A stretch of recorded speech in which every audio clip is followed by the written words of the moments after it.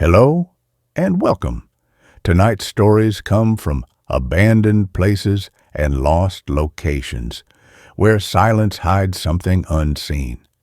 If you enjoy the stories, please like the video, subscribe, and comment where you're watching from. Get comfortable and relax. Story 1. The Mall That Shut Down. Years ago, still announces sales at midnight. We didn't go to Holloway Galleria for ghosts. We went for footage. Cass needed B-roll for her documentary, Retail Ruin, The Death of the American Mall. And Holloway was the crown jewel of decay, a 1.2 million square foot monument to 1980 success, shuttered overnight in 2007 when its anchor tenant, a regional department store chain, imploded in a fraud scandal. No fire, no collapse, just a silent corporate vanishing act. Doors locked, lights extinguished, security guards dismissed via email, and left to rot. Marble floors cracked by frost heaves, skylights shattered by hail, kiosks swallowed by creeping ivy that snaked in through broken vents. It was supposed to be empty, just dust, pigeons, and the slow, dignified collapse of drywall. But the rumors wouldn't die, not the usual ones. No vanishing teenagers, no spectral janitors, just this. Every night at midnight, the PA system crackles to life. A Taz, woman's voice, calm, polished, retail perfect, announces a sale, always the same sale, always the same department, always ending with the same phrase. Remember, loyalty is rewarded. Cass scoffed. Probably a backup battery feeding a loop tape, or a prankster with a Bluetooth speaker. Theo, ever the skeptic with the spectrum analyzer, nodded. If it's real, I'll catch the carrier wave. If not, we get great decay shots. And me? I just needed to see it. Because 10 years ago, exactly 10 years ago, my sister Mara vanished from Holloway Galleria. Not abducted, not lost. Announced. Her name? Mara Reed. Flashed on the directory board beside Security Office, Lost Child. For 3 days after she disappeared. Then it vanished, like she'd never existed. The police report listed her as voluntary departure. No evidence, no witnesses, just a pink raincoat left draped over a bench outside Spencer's Gifts, pockets empty, except for a single dried juniper berry. I never believed she left. I believed the mall took her. So on the 10th anniversary, November 13th, 2025, we went back. Midnight. The chain-link fence surrounding Holloway was rusted through in places, sagging like a tired spine. We slipped through a gap near the old food court entrance, boots crunching on broken glass and frozen mulch. The air inside wasn't stale, it was preserved. The smell hit me first, lemon-scented floor wax, cinnamon pretzels, and beneath it, the dry, papery scent of old paperbacks from the long-gone Walden books. Not decay, not mildew, memory. As if the building had sealed itself in amber the moment the last shopper left. Our headlamps cut narrow cones through the dark. The atrium loomed ahead. 3 stories of dead escalators. A skeletal fountain crusted with white mineral deposits. A giant, moth-eaten banner still strung across the balcony. Holloway Galleria, where friendship begins. We moved deeper. Stores gaped like eye sockets. Radio shack. Shelves bare, cords trailing from empty display cases like severed veins. The Gap. Mannequins still posed, one arm raised, fingers curled as if holding an invisible shirt. Spencer's Gifts. Black light posters peeled at the corners, a single rubber skull grinning from the counter. Cass filmed. Theo scanned frequencies. I walked ahead. Drawn. To the center, to the old customer service kiosk, a curved island of faux wood laminate, nameplate still legible. "How may I help you?" Behind it, mounted on the wall, the PA console, brushed steel, buttons labeled all call, security, directory, sales, dusty, dead. Theo checked his analyzer. 0 EMF, no power on the grid. This place is cold. Cass checked her watch. 11:58 p.m. 2 minutes. If it's a hoax, it'll start soon. We waited. Silence. Not peaceful. Thick, like cotton packed in the ears. 11:59. The draft moved. Through the atrium, not from outside, from the ventilation shafts, smelling of ozone and burnt sugar. Theo's analyzer flickered. A spike, low frequency, 0.7 hertz infrasound. The range that vibrates the human eyeball, makes you see shadows, feel watched, feel hungry. Midnight. The PA system crackled, not static. A clearing of the throat, wet, professional, familiar. Then, the voice, female, mid-50s, warm, smiling. The voice of a woman who'd spent 30 years saying, "Have a nice day," with absolute sincerity. "Good evening, shoppers. Holloway Galleria is pleased to announce a special Midnight Madness sale tonight only. In the children's department, room 214, everything is 50% off. Dresses, shoes, raincoats, hairbrushes, juniper berry necklaces, all must go. Remember, loyalty is rewarded." The voice cut off. Silence rushed back, denser now, heavier. Cass lowered her camera. Okay, that was not a tape. Theo stared at his screen. The carrier wave, it's not radio, it's acoustic, resonating through the building structure, like the whole mall is humming. I didn't move, because beneath the voice I'd heard it, a whisper, layered beneath the polished tone, Mara's voice, faint, terrified. "Eli, don't come. The sale isn't real. The discount is a lie. They're not selling things. They're selling names." I walked toward the escalators. The up escalator to the second floor, frozen mid-motion, rusted steps like broken teeth. I stepped on. The others followed. The children's department. Room 214, not a store, a suite. 2 connected spaces, once a toy store and a children's boutique, merged behind a false wall, no signage, just a door. Plain white, with a single word stenciled in black. Loyalty. The handle turned. Inside, light. Not battery-powered, not generator-fed. Ambient. A soft, greenish glow rising from the floor. The room was set up like a boutique. Racks of tiny dresses, pink, yellow, blue, on miniature mannequins, rows of shoes neatly paired. A display table of hairbrushes, bristles tangled with strands of hair, blonde, red, black, brown. And in the center, a rack of raincoats, pink, all identical, all labeled. Mara Reed, size 6, final sale. I reached for one. The fabric wasn't nylon. Skin, preserved, stretched, stitched at the seams with black thread. The hood lined with soft russet fur, not rabbit. Hair. Mara's hair. I knew the shade, the texture, the way it caught the light. Cass gasped, pointed at the far wall, a full-length mirror, fogged, words written in condensation. "Your discount is waiting, Elias. 50% off your name. Pay in memories. Collect your purchase in the back room." Theo backed toward the door. "Eli, look." He pointed at the floor. The green light wasn't ambient. It pulsed from beneath the tile.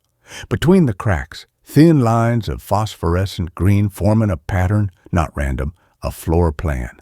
Holloway Galleria, but altered. The food court, gone. The atrium collapsed. And in its place, a new structure. Deep underground, labeled in glowing script, the Loyalty Center. Department of Rewards. Room B7. Below it, words. All sales final. No returns. No refunds. Loyalty is rewarded. The PA crackled again. Not the announcer, a child's voice. Clear, singing. Back and forth, hand in hand, across the dark, across the land. Mara's song, from the basement, the thump, thump, thump, began, not from the walls, from the floor, like a heart or a fist, knocking. The raincoats on the rack twitched, not wind, breathing. Cass grabbed my arm. Eli, we need to go. Now. I didn't move, because the mirror fogged again. New words. You swore an oath. Pinky swear. If one of us falls, the other jumps too.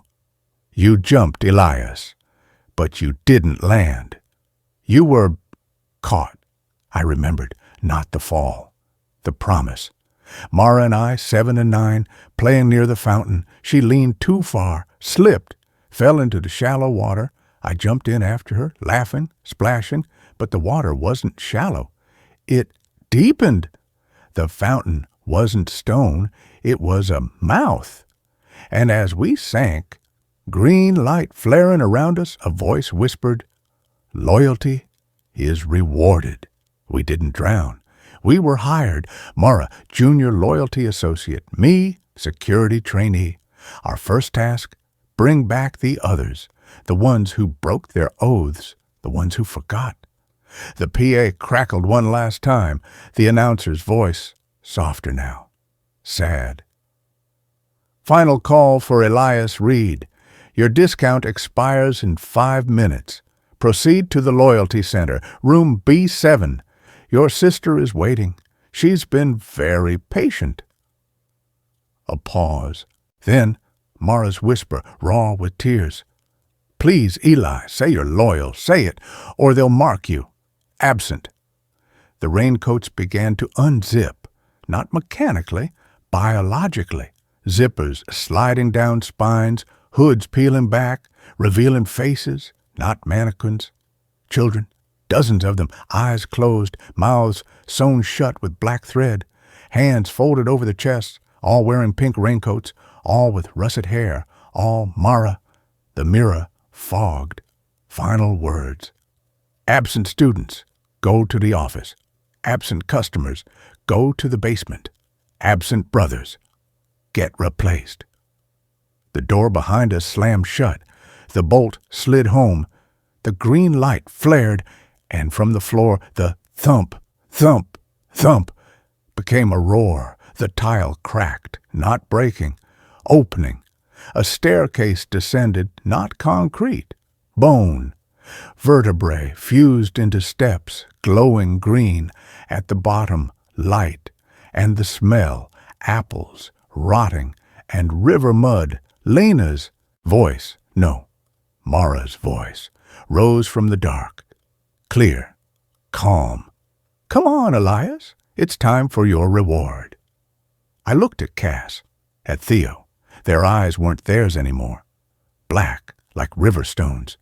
They walked to the staircase, descended without hesitation. I followed, not because I wanted to, because the oath pulled, because the mall remembered, because loyalty, once sworn, is forever. The stairs ended in a circular chamber, the Loyalty Center, walls lined with lockers, each labeled with a name. Cassandra Voss, reward, eternal customer.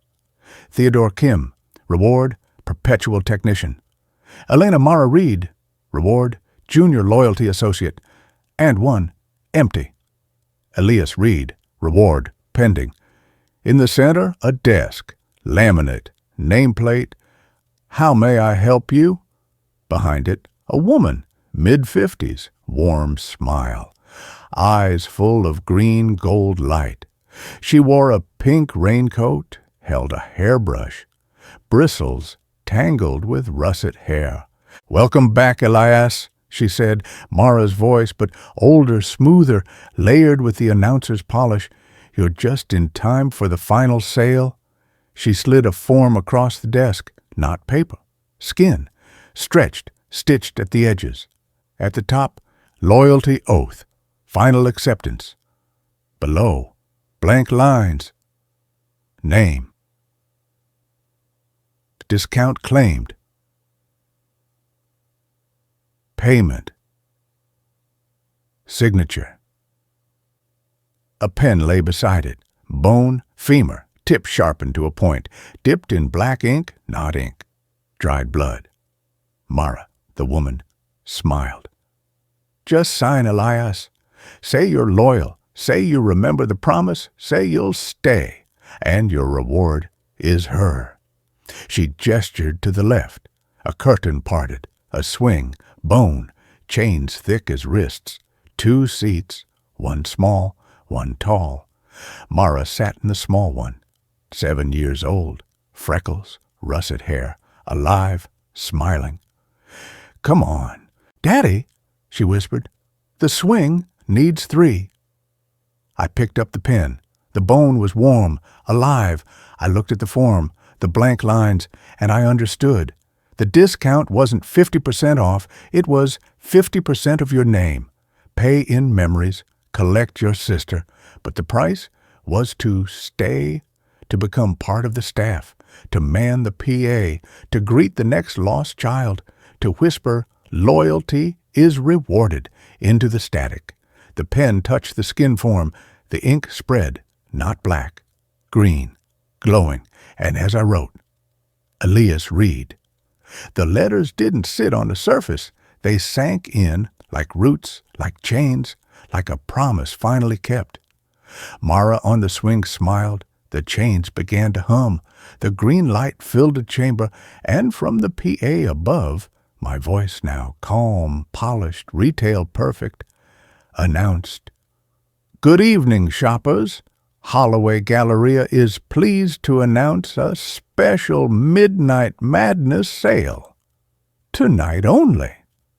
In the security office, room B7. Everything is 50% off.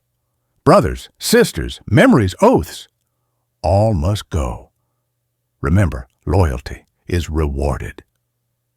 The mall doesn't close. It hires. It gathers the lost, the broken-hearted, the ones who swore on pinky promises, on raincoats, on swings that they'd never let go. And when they return, the sale is always waiting. The discount is always ready. And the reward? The reward is her. Smiling on the swing, waiting for you to finally sign. Because the most terrifying thing about Holloway Galleria isn't the midnight announcements. It's the moment you realize you're the next voice on the PA. And the sale never ends. It just cycles. For the next customer, the next brother, the next oath, waiting to be claimed in the green-lit dark, where loyalty is always rewarded and all sales are final. That's where this story ends. Let's continue with the next. All hallway mirrors reflected the same guest, even in sealed rooms. I took the job at the Sealbach because the eviction notice was taped to my apartment door, and the only thing left in my bank account was $3.78. The Craigslist ad was sparse. Night clerk, Sealbach Hotel, $300 cash, week, must start tonight. Bring own flashlight. No photos, no address beyond downtown Nashville, alley behind the old Opera House. I found it at 11 p.m., a hulking Beaux-Arts relic from 1912, its grand entrance boarded up with plywood stamped, condemned, structural failure. The side door, marked Staff Entrance, Hazmat Only, creaked open before I could knock. Lester stood there, late 70s, spine curved like a question mark, uniform 2 sizes too big. His eyes were the color of dried blood, fixed on a point just over my shoulder. He didn't offer a handshake, just thrust a brass key into my palm. Shifts midnight to 6, front desk only, no housekeeping, no room service. You Answer the phone if it rings, which it won't. You log arrivals, which there won't be. And you never look directly at the mirrors. What mirrors? I asked, shivering in the unheated hallway. All of them. He shuffled past me into the gloom, gesturing with a gnarled finger. Hallways, elevators, even the sealed rooms, they all show the same guest, the one who never checks out. He stopped at the front desk, a cavernous marble counter coated in dust. Behind it sat a ledger book bound in cracked leather. Sign in. Your name's already there. I flipped open the ledger. Every page was filled with identical entries in different handwritings, all in fading blue ink. Guest, Daniel Finch. Checked in. Never. Room, 713. Notes, mirror reflection active, sealed room confirmed, do not acknowledge. My name, Jamie Russo, was scrawled at the bottom in fresh ink. Beneath it, a new line formed as I watched. Shift start, 12:01 a.m. Lester's breath hitched. You saw it write itself, didn't you? He didn't wait for an answer. Daniel Finch, drowned in the Cumberland River, 1958, age 7. His mother jumped in after him. The river couldn't keep them both. The sealbach took what was left. He tapped the ledger. This hotel doesn't forget. It collects. Grief. Guilt. The things people bury so deep, they forget they're carrying them. The mirrors. They're not glass. They're doors. And Daniel's been waiting behind them for someone to remember him. He vanished into a service elevator before I could ask more. The doors groaned shut, sealing him in the darkness. Midnight. The lobby lights dimmed automatically, plunging the space into gloom broken only by emergency exit signs. I sat at the front desk, the ledger open before me. Dust motes danced in the weak green light. And then I saw the first mirror, mounted above the concierge desk. Floor-to-ceiling tarnished silver frame. It reflected the empty lobby perfectly, except for one detail. In the glass, standing near the grand staircase, was a boy, 7 years old, dripping wet, hair plastered to his forehead, a faded blue baseball cap. He held a waterlogged teddy bear. His eyes were open, wide, unblinking. Staring directly at my reflection, I spun around. The lobby was empty. I turned back to the mirror. The boy was gone. Only my own pale, hollow-eyed face stared back. I told myself it was stress, sleep deprivation, the flickering light. But when I checked the ledger again, a new note had appeared beneath my name. Mirror sighting number 1. Guest acknowledged. 1:17 a.m. I patrolled the second-floor hallway to stay awake. Every 20 feet, a mirror hung on a wall. Each one reflected the same scene. The decaying hallway, peeling wallpaper, shattered light fixtures. But in every mirror, the boy stood in a different spot, leaning against a doorframe, sitting on the floor, drawing with invisible crayons. Standing behind me, close, enough to touch my shoulder. I kept my eyes down, focused on the carpet, a threadbare crimson pattern slick with something dark and damp. Room 214's door was boarded shut with plywood stamped, "Hazardous materials, do not enter." Yet in the mirror opposite it, I saw the room's interior, intact. Moonlight streaming through a window, and in the center of the room, on a narrow bed, sat the boy, Daniel Finch. He rocked slowly, hugging the teddy bear. His lips moved. No sound came through the glass, but I knew the words from the Aurora Grand's key cards, from Camp Everstill's journal. He promised he'd read to me. I backed away, heart hammering. The mirror on the next landing showed him standing now, pointing at me, not with his finger, with the teddy bear's paw. 3:03 a.m. The phone rang. I jumped. The sound was deafening in the silence. I grabbed the receiver. Sealback Hotel. Static. Then a child's voice gurgling wet. Room 713, cold, so cold. I'm sorry, we're not... He forgot my story, Daniel whispered. The one about the boat, the one that doesn't sink. The line went dead. I checked the ledger. A new entry formed. Guest request. Story denied. Thermal anomaly detected in room 713. Room 713 was on the 7th floor. The elevator was out of service, its brass cage hanging open over a shaft of utter blackness. I took the stairs. Each flight grew colder. By the 5th floor, my breath fogged in the air. The 7th floor hallway was pitch black. My flashlight beam cut through the gloom, illuminating dust hanging like cobwebs. Every mirror I passed showed Daniel, closer, closer. In the last mirror before room 713, he stood right behind my reflection, his small hand resting on my shoulder. Room 713's door was sealed with police tape and a steel plate bolted over the lock. Yet moonlight bled through the keyhole, and in the mirror across the hall, I saw the room clearly. Daniel sat on the bed, knees drawn to his chest. The window was open. Rain fell inside, pooling on the floorboards. He looked up, not at the window, at the mirror, at me. Read to me, he mouthed. I ran. Back at the front desk, I packed my duffel. Screw the $300, screw Lester. I'd sleep in my car, anything but this. As I shouldered my bag, the lobby mirror caught my eye. Daniel stood alone in the reflection, not in the staircase, not behind me. In the mirror itself, stepping out of the glass like it was water, his bare feet made no sound on the marble floor. He carried the teddy bear. His baseball cap dripped dark water onto the ledger book.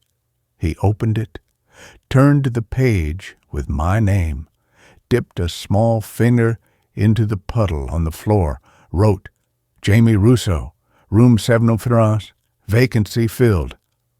I slammed the ledger shut, grabbed my keys, flung open the front doors, and froze.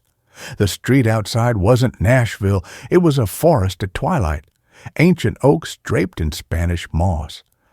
Still, black lake reflecting a moon that shouldn't exist. And on the shore, facing away from me, stood Daniel. He turned, water weeds tangled in his hair. His eyes were the color of river mud. In his hand, he held a silver key card stamped 7. Third stars. Almost time, he gurgled. I slammed the door shut, locked him, leaned against the wood, gasping. That's when I saw the note taped to the inside of the door. Neat, blocky handwriting on hotel stationery. They watch through the glass. They wait in the between. Covering the mirror traps them with you. Breaking it lets them out. The only way to leave is to let them in. Don't trust your reflection. It's not yours anymore. Eleanor Voss. From Camp Everstill. From the bellwether logs. How is this connected? My head spun. I remembered the hole in the woods. The bones wrapped in burlap. The journal entry about the warm floorboards. Were they all threads in the same rotten tapestry? The same hunger that lived in stillness? Lester found me sitting on the front desk, shaking. He didn't ask what I'd seen, just sighed, a sound like dry leaves crumbling.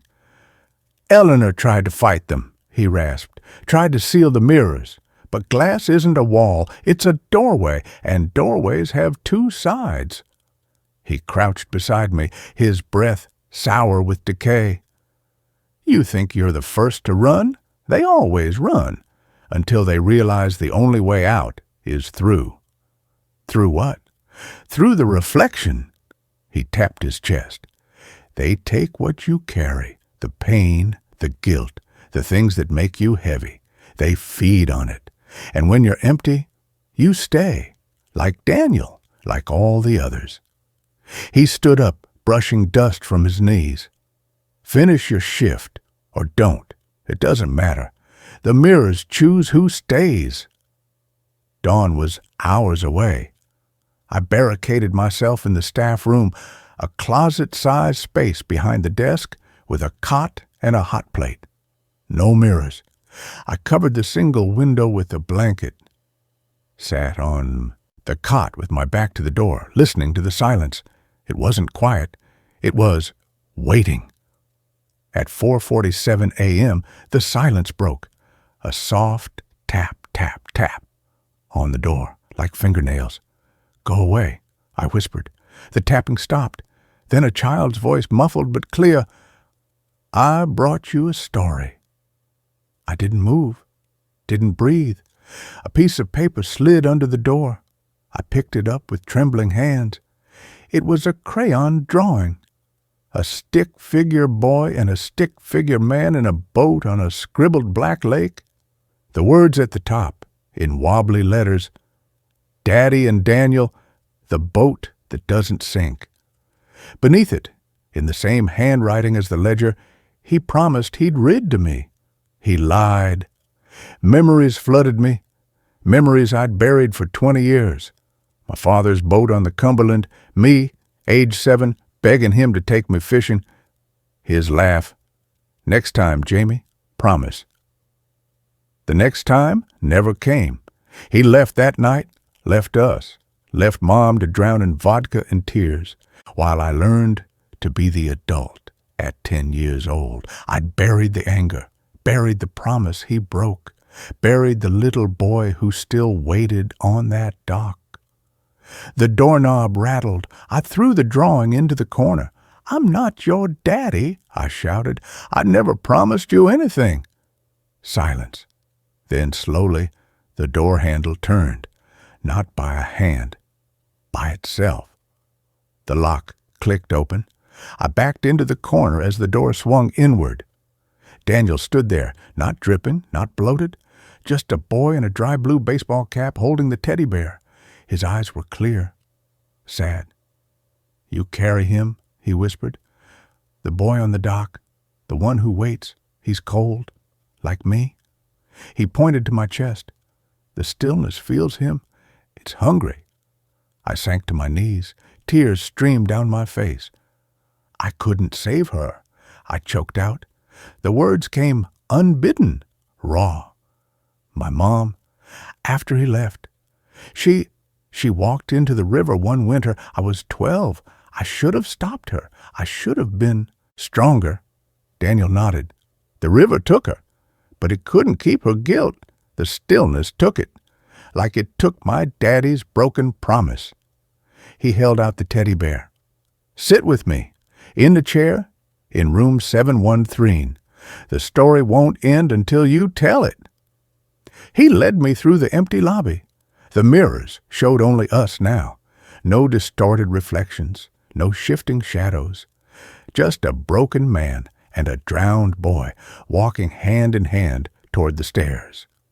Room 713's steel plate was gone. The door stood open. Inside, the room was intact. Moonlight streamed through the window, showing not Nashville, but the black expanse of the Cumberland River on a winter night. Ice crusted the edges. On the bed sat an armchair. Facing the window, my mother's favorite chair from our old house, the one she'd rocked me to sleep in before the vodka won. On the seat cushion lay a single item. My father's old fishing hat, stained with river water. Daniel climbed onto the chair, patted the space beside him. "He's waiting too," he said softly. "Your daddy, in the water. He carries the promise he broke." I sat down. The chair was warm. The floral upholstery felt like home.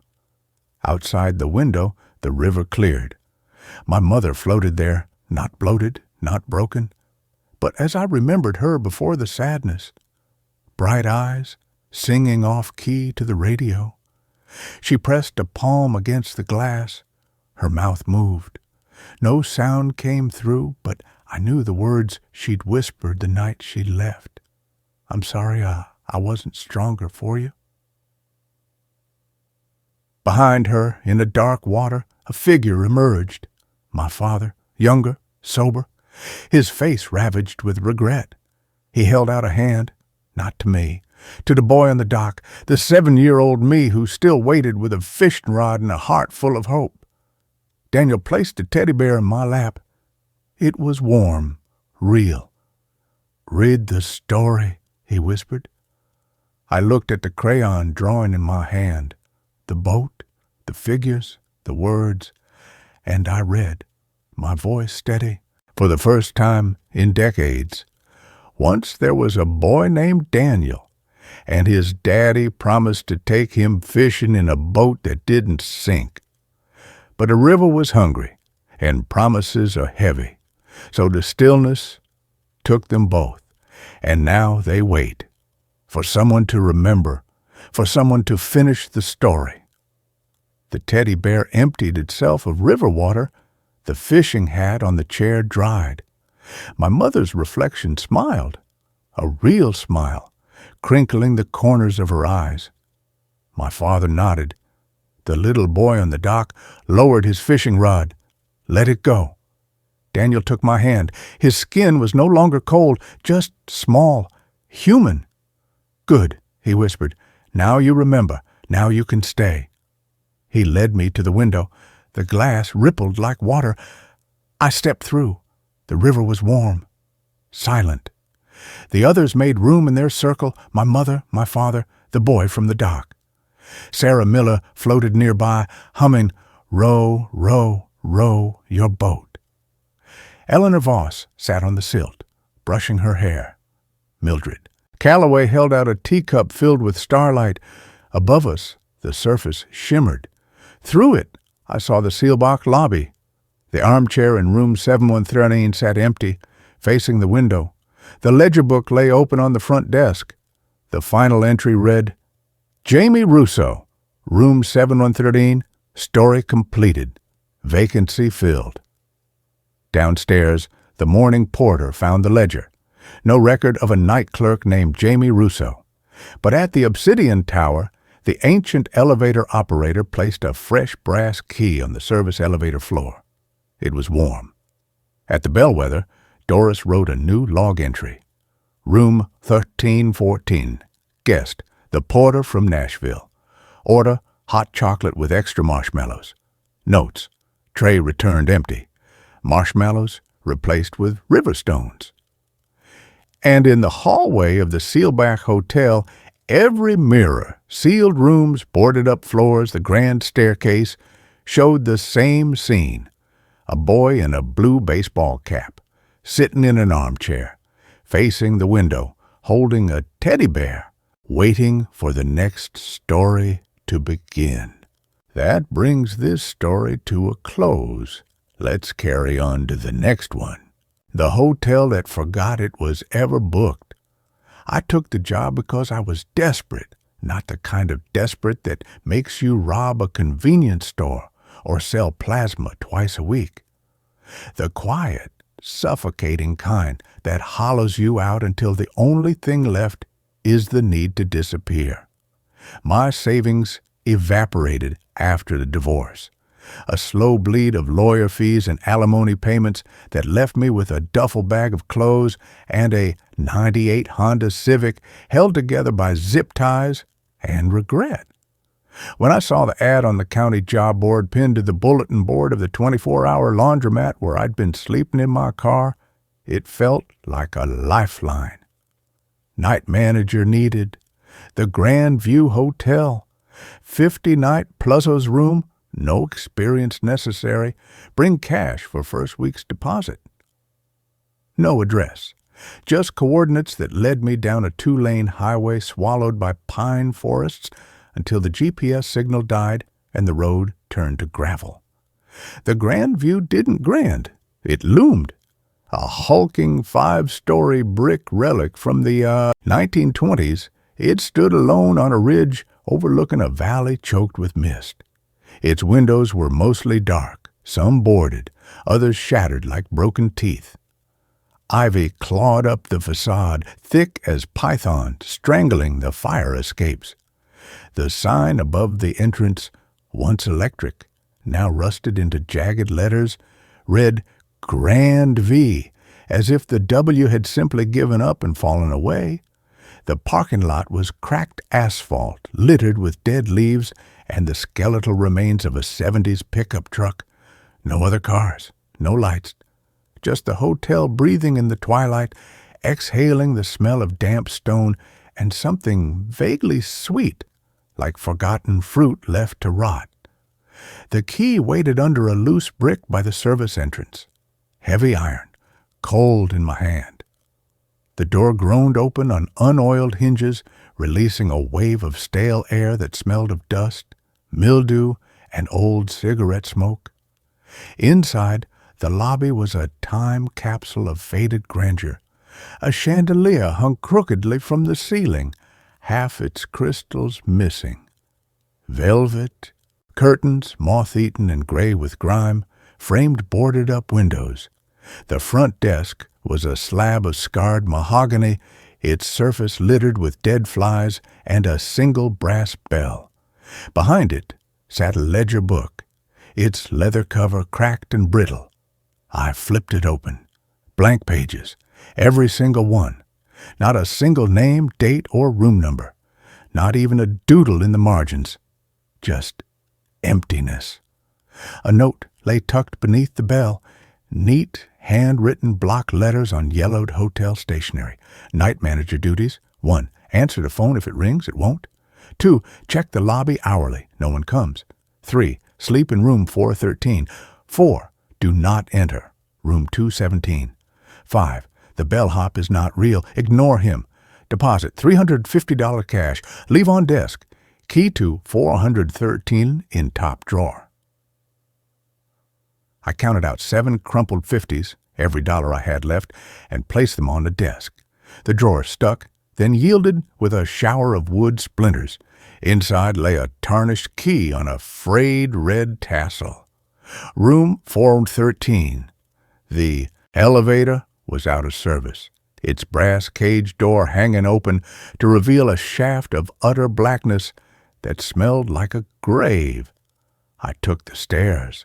They spiraled upward in near total darkness, the single bare bulb overhead flickering weakly. Each step groaned under my weight. The carpet, once deep crimson, was threadbare and stained with dark, irregular patches that felt sticky under my shoes. The air grew colder the higher I climbed. By the 4th floor, my breath fogged in the dim light. Room 413 was at the end of a long, narrow hallway. The key turned stiffly in the lock. Inside, the room was small but functional. A narrow bed with a thin mattress. A sink stained brown with rust. A single window overlooking the misty valley. The wallpaper was peeling, revealing plaster beneath that looked strangely smooth, almost polished, like it had been touched too many times. The only light came from a dusty lamp on the nightstand. When I turned it on, the bulb buzzed angrily, but refused to glow. I shook it. It flickered once, then died. I sat on the edge of the bed, exhaustion hitting me like a physical blow. Outside, the wind rose, howling through the pines. It sounded like voices whispering just below comprehension. I closed my eyes. The phone rang.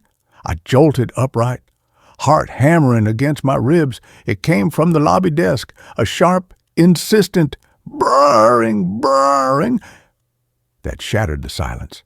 The note said it wouldn't ring. My bare feet slapped against the cold hallway floor as I ran downstairs. The lobby was empty. The phone, a heavy black rotary model, was silent on the desk. I lifted the receiver. Dead air. Static. I slammed it down. Then I saw the bellhop. He stood near the boarded-up windows, just inside the shadow of a marble column. Tall, gaunt, dressed in a threadbare uniform that might have been blue once, but was now the color of dried blood. His cap was pulled low over his face. He held a brass key on a chain. "I'm checking in," he said. His voice was dry, papery, like pages turning in an old book. "The hotel's closed," I said, my own voice sounding thin and reedy. "No vacancies." He didn't move, didn't blink. "Room 217 is ready." The note. "Do not enter. Room 217. "That room isn't available." A slow smile stretched across his face, too wide, too many teeth. "It's always available for guests who remember." He took a step forward. His shoes made no sound on the dusty tile. "You forgot your name, didn't you?" I hadn't. I knew my name was Mark Reynolds. But suddenly, the word felt slippery. Was that really it? Or was it Michael? Martin? The certainty bled out of me like air from a punctured tire. I need to see the register," I stammered, backing toward the desk. The bellhop tilted his head, a bird studying a worm. "The book is empty, like all the rooms, like all the guests, like you." He took another silent step. "The Grandview remembers what it wants to remember, and it doesn't want to remember you." I fumbled for the brass bell on the desk and slammed my palm down on it. The clang was shockingly loud, echoing through the cavernous lobby. The bellhop flinched, his form shimmering like heat haze off asphalt. For a split second, his face wasn't human, a blur of shifting shadows, hollow eyes, a mouth full of splinters. Then he was gone, vanished. Only the lingering smell of wet wool and damp earth remained. I ran back to room 413, locking the door behind me. Leaning against it, gasping, I realized my hands were shaking, and my name, Mark Reynolds. It felt borrowed, temporary, like a library book overdue. The room was freezing. I turned on the faucet in the sink. Rusty water sputtered out, then ran clear and icy cold. I splashed it on my face. When I looked up, the mirror above the sink was fogged, not with steam, with words, scratched into the condensation as if written by an invisible finger. "Who are you?" I wiped the mirror, clean with my sleeve. My reflection stared back, pale face, dark circles under my eyes, hair plastered to my forehead. But the eyes, they looked wrong, dull, empty, like the eyes of a mannequin. I blinked. When I opened them, the reflection was gone, just the fogged glass. And beneath the fog, new words formed. "You don't belong here." I spent the next 3 hours pacing the tiny room, jumping at every creak of the old building. The wind died. An unnatural silence settled over the hotel, thick and heavy as burial shroud. Around 2 a.m., the phone rang again. Not the lobby phone, the one in my room. A small, cream-colored desk phone I hadn't noticed before, sitting on the nightstand. Its cord snaked into the wall, frayed and chewed at the edges. I didn't answer. It rang 7 times, then stopped. Silence, then tapping. Soft, insistent tapping on the window. I crept to the bed, peeling back the dusty curtain just enough to see out. The valley was swallowed in fog. Nothing moved. I was about to let the curtain fall when I saw it. A pale hand, pressed against the outside of the glass, fingers splayed, knuckles white. It slid slowly downward, leaving a trail of moisture on the pane. Then it was gone.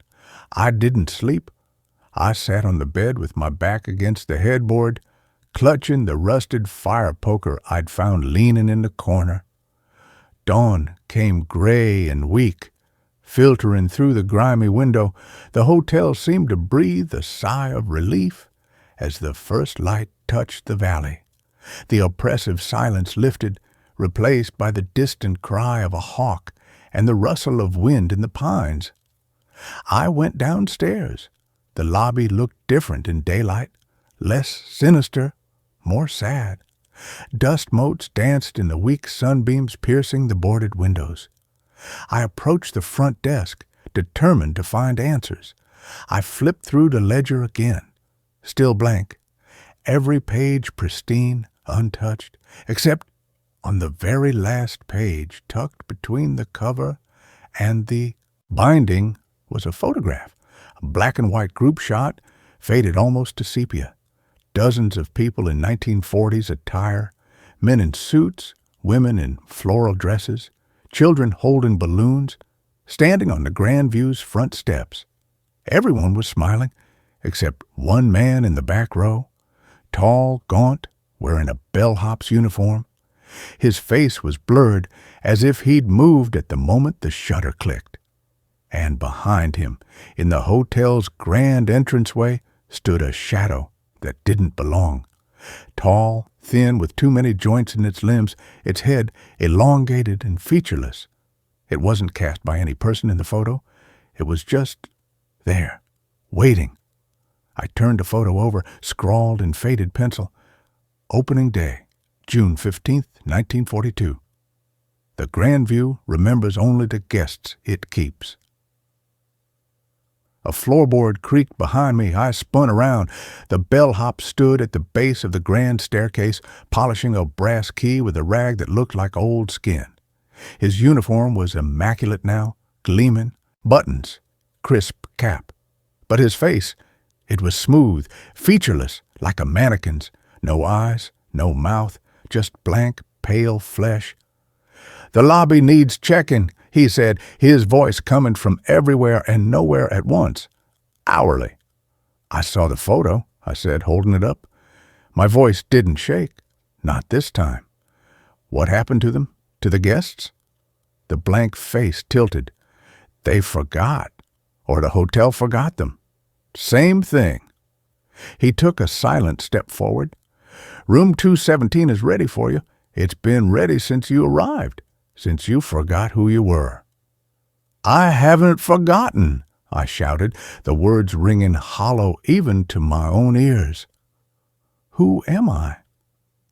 The question echoed in the sudden silence. Mark Reynolds? Or just the man who came here to disappear? "The Grand View is hungry," the bellhop whispered. His form flickered, revealing glimpses of the shadow behind him from the photo, tall, jointed, hungry. "It feeds on memory, on names, on the things that make you you. The longer you stay, the less you are, until there's nothing left but an empty room, an empty book, an empty guest." He was inches away now. I could smell the damp earth on him, the scent of deep, undisturbed soil. His blank face hovered level with mine. "You left your deposit. You took the room. The contract is sealed. Room 217 is waiting."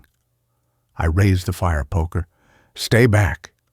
He didn't flinch, didn't move, but his voice dropped to a guttural rasp, layered with other voices, children laughing, women weeping, men shouting in panic. "Resistance is forgetting. Forgetting is peace. Let go.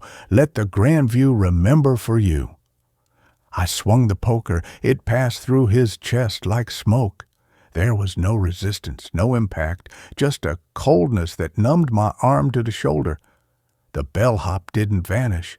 He unraveled, his form dissolving into dust motes that swirled in the sunbeams, carrying with them whispers. "Sarah, Thomas, Eleanor, remember us." Then silence. I stood alone in the lobby, the fire poker heavy in my hand. The photograph was gone from my pocket. The ledger lay open on the desk. The pages were no longer blank. Names filled them, dozens, hundreds. Scrawled in shaky handwriting, ink blurred by tears or rain. Sarah Jenkins, room 217, June 12th, 1943. Thomas Finch, room 413, August 3rd, 1951. Eleanor Voss, cabin 7, July 15th, 1987. My breath caught. Eleanor Voss, from Camp Everstill. How did her name get here? I looked down at my own hands. The knuckles were scraped raw, but I didn't remember falling. My reflection in the dark window pane showed a man with hollow cheeks, eyes wide with a fear that felt borrowed, familiar, but not mine. I ran upstairs, not to room 419, to the second floor, to room 217. The hallway was darker here, the air thick, tasting of copper and old pennies. The carpet felt spongy underfoot, damp. Room 217's door was identical to all the others, peeling paint, tarnished brass number, but the keyhole was filled with dark, viscous fluid that dripped slowly onto the floorboards. It smelled like the lake at Camp Everstill, like the mud beneath Hollowbrook's floorboards, like places that remember too much. I pressed my ear to the door. Silence. Then a child's voice muffled, singing softly. Row, row, row your boat. Sarah Miller, from the camp, from the lake, from the hole in the woods. My hand reached for the doorknob before I could stop it. The metal was ice cold. I turned it. The room was empty. Not just vacant, absent. No bed, no furniture, no wallpaper, just bare water-stained plaster walls and floorboards slick with that same dark fluid. In the center of the room, a single chair sat facing the window. On the chair lay a folded piece of hotel stationery. I stepped inside. The door clicked shut behind me. Locked. I picked up the paper. My handwriting, but I didn't remember writing it. They're not in the rooms. The rooms are in them. The Grandview doesn't forget guests. It consumes them, makes them part of its memory, part of its hunger. Room 217 isn't a room, it's a mouth. The bellhop isn't a ghost, he's the tongue. I tried to leave. I packed my bag, but the road just circles back. The trees close in. The hotel breathes, and I forget why I was running. I forget my wife's face, my daughter's laugh, my name. It's all fading like ink in rain. They're in the walls now, singing, waiting. They want me to join the chorus, to forget the pain, to be still, to be quiet, to be remembered. By the Grandview? Maybe it's better this way. No more running, no more remembering the things that broke me, just peace, in the stillness, in the forgetting. The singing stopped. The darkness in the corners of the room deepened. It wasn't shadow. It was substance. Thick, tar-like, oozing from the cracks in the plaster. It pooled on the floor, spreading toward my feet. Shapes moved within it, pale hands, tangled hair, wide, unblinking eyes. Sarah Miller's face surfaced in the blackness, bloated and blue-lipped, her mouth opening in a silent plea. The fluid touched my shoe, cold, hungry.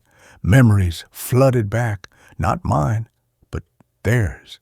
A car crash on a rain-slicked highway, a betrayal in a sunlit kitchen, a child's hand slipping beneath dark water, the shame of bankruptcy, the hollow ache of loneliness, all the pains the Grandview had swallowed over decades, all the reasons its guests had wanted to forget. The bellhop's voice whispered from the spreading darkness, no longer papery, but deep, resonant, ancient. Let go. Be remembered. I looked at my hands. They were fading, not vanishing, blurring, like the man in the photograph. My reflection in the dark window was gone. Only the shape of the shadow remained. I picked up the brass key from the chair, room 217's key. It felt warm, alive. Outside, the wind died. The hotel held its breath. I placed the key on a chair, sat down, faced the window. The darkness rose around my ankles, cold and thick as grave soil. It didn't hurt. It felt like sinking into a warm bath after a long, hard life. The singing started again. Dozens of voices now. Children, adults, old men, young women, a chorus of the forgotten. Row, row, row your boat. My name slipped away. Mark Reynolds, Michael, Martin. None of it mattered. The pain of the divorce, the shame of failure, the weight of being me. It all dissolved in the warm, dark peace. Such sweet, silent peace. The last thing I saw before the darkness took my eyes was the window, not the misty valley beyond, but the reflection in the glass. My face was gone. In its place, smooth, featureless, waiting. And on the desk in the lobby, the ledger book lay open. A new entry appeared in neat, steady handwriting that hadn't been there before. Guest, room 217, October 27, 2023. Below it, the page remained blank, waiting for the next forgotten soul to fill it. The phone on the front desk rang once, sharp, insistent. No one answered. The grand view remembered, and in its memory, we were all finally at rest. That's where this story ends. Let's continue with the next. The sign said, "Do not stay after sunset." We stayed. Leo found the place on a sketchy app called Free Stays. It showed a photo of a crumbling lakeside resort, peeling white paint, broken porch swing, weeds growing through cracked concrete stairs. The description read, "Silver Pines Retreat, vintage charm, free.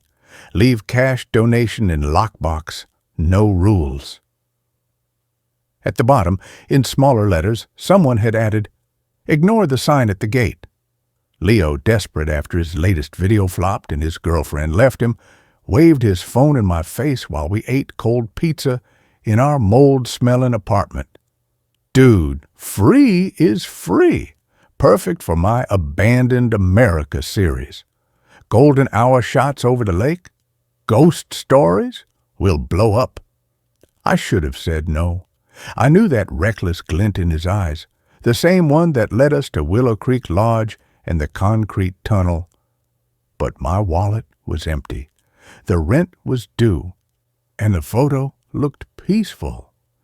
Just an old place forgotten by time. I agreed. Getting there was a nightmare. GPS died miles back.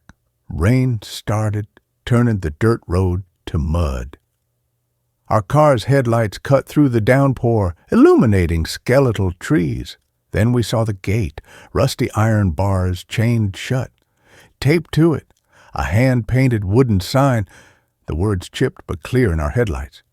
"Do not stay after sunset, for your safety."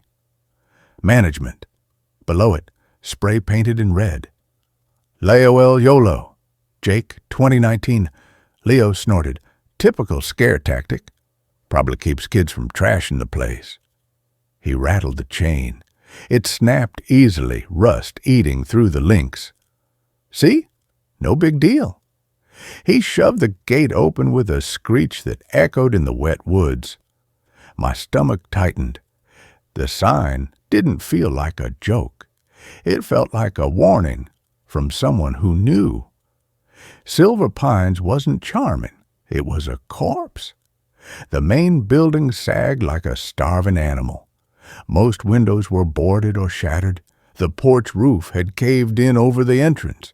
The air smelled of wet, rot, dead leaves, and something faintly sweet, like forgotten fruit in a damp cellar. No bird sang. No frogs croaked from the nearby lake we could hear lapping in the dark. Just the drumming rain and the groan of old wood settling. Leo set up his camera on the porch, filming the storm. "Atmospheric!" He grinned, but his hands were shaking. I found the lockbox nailed to the rotting post. Inside, a rusty key and a note on yellowed paper. Cash in envelope. Rooms unassigned. Use what you need.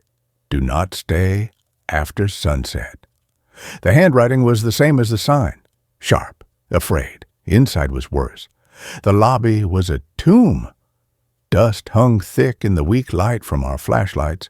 Velvet curtains hung in shreds. Furniture lay overturned under ghostly white sheets. A massive stone fireplace was full of dead leaves and broken glass. The silence was heavy, thick, pressing against my ears. Only the rain and a low, almost subsonic hum vibrating through the floorboards. It wasn't machinery. It felt alive, like the building was breathing. Leo ignored it, filming cobwebs and peeling wallpaper. "This place is gold, Ben, pure gold." He pointed his light at a reception desk. Behind it sat a thick, leather-bound ledger. Its cover was cracked and stiff. Against all reason, I opened it. The pages were brittle, filled with elegant script listing guest names and room numbers from the 1940s and 50s. The last entry was dated October 30th, 1955. Silas Thorne, room 13. Permanent. Below it, the page was blank. Until I turned it. There, in fresh dark ink that glistened like wet blood, were 2 new lines. Leo Vance, room 7. Ben Carter, room 8. My blood turned to ice. "Leo, look at this." My voice sounded thin. He peered over my shoulder. His smile vanished. "What the hell? That ink's wet. How did it know our names?" He flipped back frantically. All other entries were decades old. This was new. Too new. The hum deepened, vibrating the dust on the desk. The rain seemed to hush outside. The air grew colder, carrying that sweet rot smell stronger now. Leo snapped the ledger shut. "Okay, weird. Probably some creep messing with us, but look!" He shone his light out a broken window. The rain had stopped. The clouds were breaking. The setting sun painted the lake in fiery orange and purple. Golden hour. We stay. We get the shots. We leave at dawn. Easy. He didn't ask me. He just started unpacking his gear. The sign's words echoed in my head. "Do not stay after sunset." But Leo's desperation was a stronger pull. We were broke. This was content. I stayed. Dinner was protein bars eaten on the porch steps, watching the sun bleed out over the water. The forest around the resort was unnaturally quiet. No crickets, no owls, just the lap of waves and the wind sighing through the pines. The resort loomed behind us, its dark windows like empty eyes. That low hum was constant now, a vibration in my teeth. As the last light faded, the temperature dropped sharply. My breath fogged in the air. Leo kept filming, his camera light cutting through the gathering gloom. "Almost dark," he murmured, not looking at me. "The real footage starts now." Darkness fell fast and thick. We used our flashlights. The beams felt weak, swallowed by the shadows inside the lobby. The hum grew louder, a deep thrumming in the floorboards. Then came the sounds, faint at first. Scritch, scritch, scritch. Like fingernails dragging slowly down the wallpaper in the hallway upstairs. It stopped outside room 7. Silence.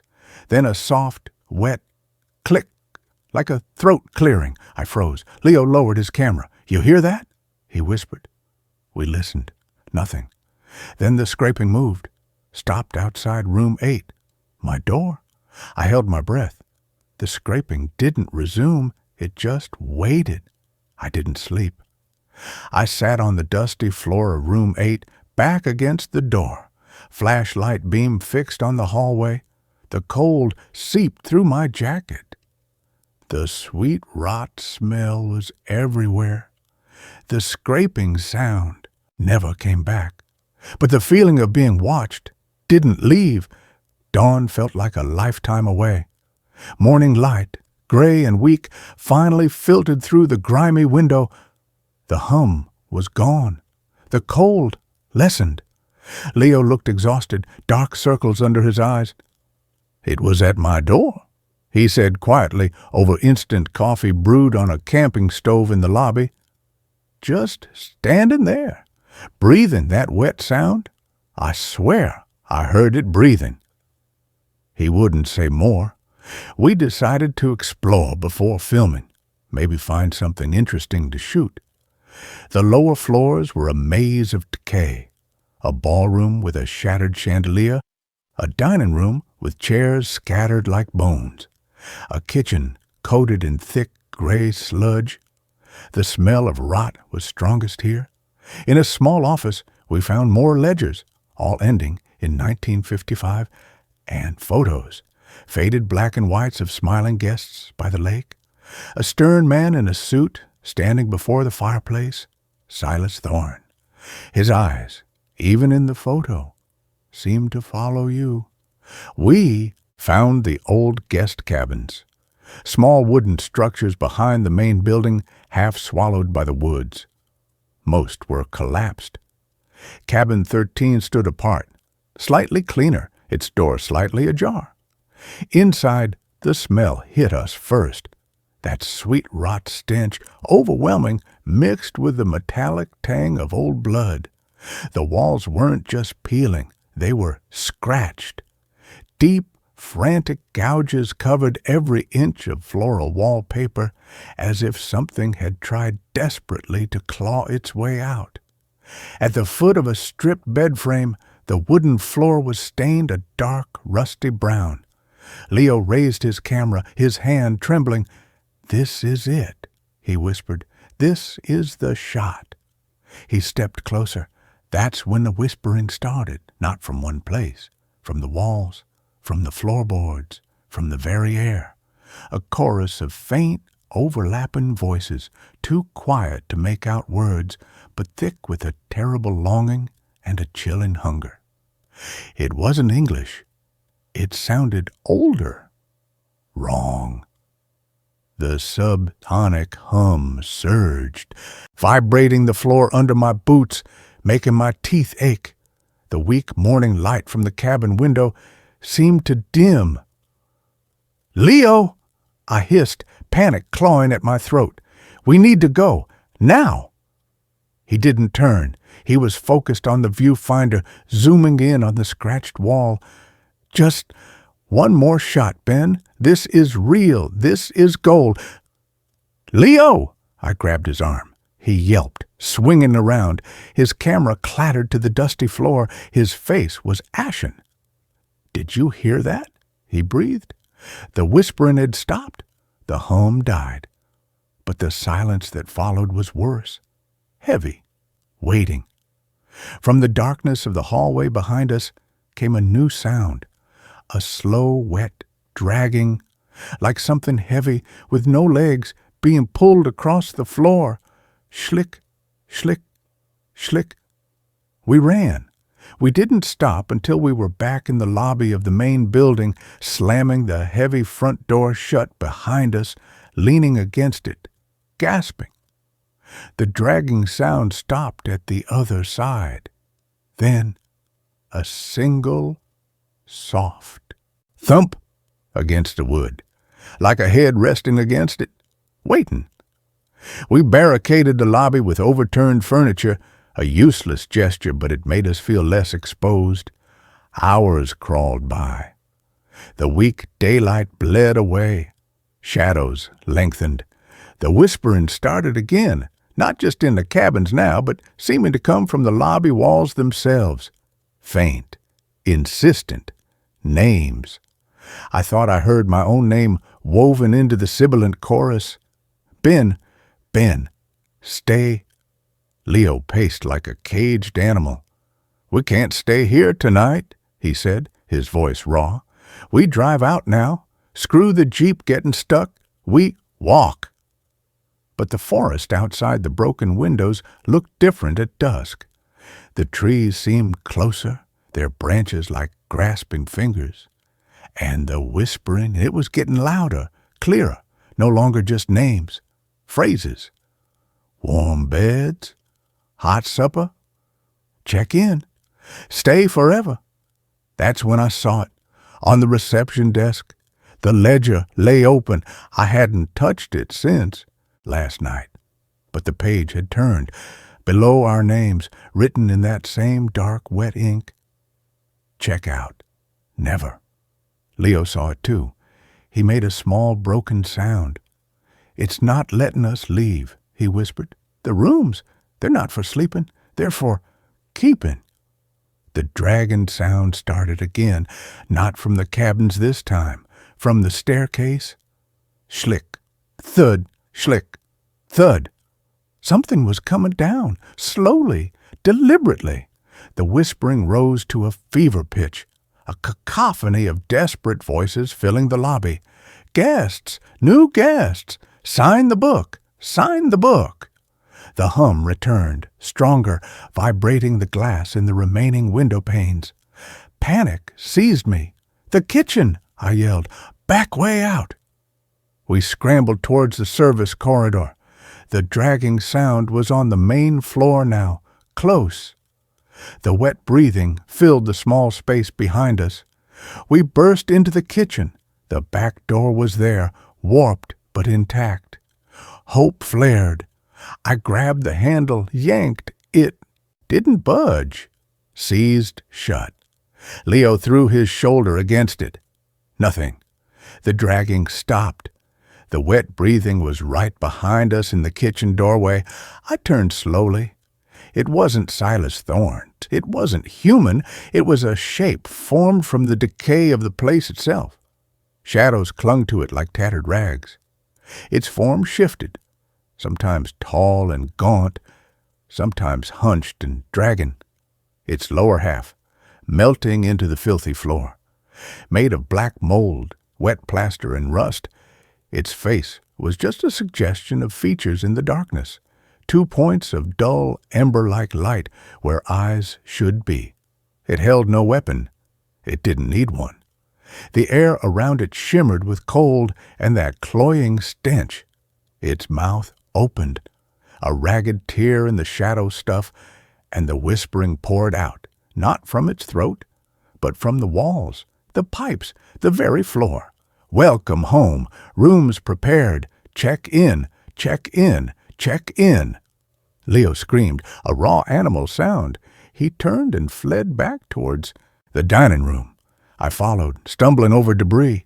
The thing didn't pursue. It just stood there in the kitchen doorway, watching, waiting. The whispering followed us. "Stay. Sign the book. Your names are there. You belong here now. Check in." We burst back into the lobby. Leo didn't hesitate. He sprinted for the main entrance. He grabbed the handles, threw his weight against the barricaded doors. They groaned, buckled slightly, but held fast. Boarded shut from the outside, he pounded on the wood, screaming for help into the encroaching night. "Let us out! Please, let us out!" I looked back toward the kitchen. The shadow figure hadn't moved. It just stood at the edge of the dining room watching. The whispering subsided to a low thrum. "Check in." It seemed to breathe with the building. Then I saw the ledger, open on the reception desk. The page had turned again. Below, "Check out. Never." 2 new lines had appeared, the ink glistening wetly, dark as fresh blood. Leo. Vance. Room 7. Checked in. Ben Carter. Room 8. Checked in. As I watched, the ink on my name seemed to pulse. A wave of crushing fatigue washed over me. The fear was still there, screaming in my mind, but my body felt leaden. The whispering softened, became soothing. "Rest now." It breathed from the walls. "Your room is ready. Warm bed. Safe." The image of that bare, dusty room filled my mind, not as a place of horror, but as a haven. The cold seeping into my bones didn't feel like threat anymore. It felt like cool sheets. The sweet rot smell was just the scent of old wood, of home. Leo had stopped pounding. He stood slumped against the doors, his face pressed to the wood. He turned slowly. His eyes were wide, but the panic was gone, replaced by a terrible, vacant calm. He looked at me, a small, serene smile touching his lips. "It's okay, Ben. he said, his voice dreamy. "The bed, it's so soft. Come see?" He turned back to the doors, not trying to open them, just leaning against them as if listening. "Check in." The walls sighed. The fatigue pulled at me like chains. The whispering wasn't in the air anymore. It was inside my skull, gentle, insistent. "Your name is written. You belong. Rest." My legs gave way. I sank to my knees on the dusty lobby floor. The shadow figure was gone from the dining room doorway, but I felt its presence everywhere, in the groan of the floorboards, in the drip of the gutter outside, in the slow decay of the walls. It wasn't a monster, it was the place. Silver pines, hungry, patient, and it had us. I didn't fight it. The weight was too much. The promise of rest too sweet.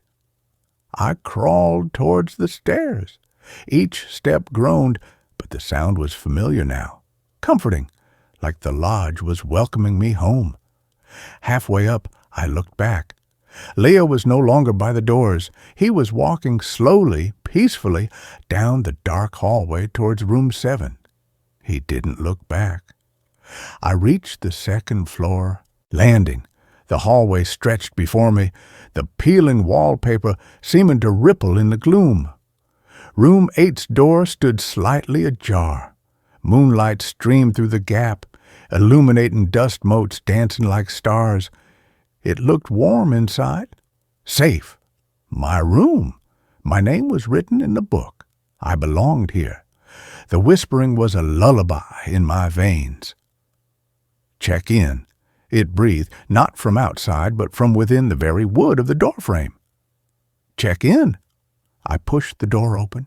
The room was exactly as I'd left it, bare floorboards, a stripped bed frame, the window showing the moonlit lake. But the air was warmer.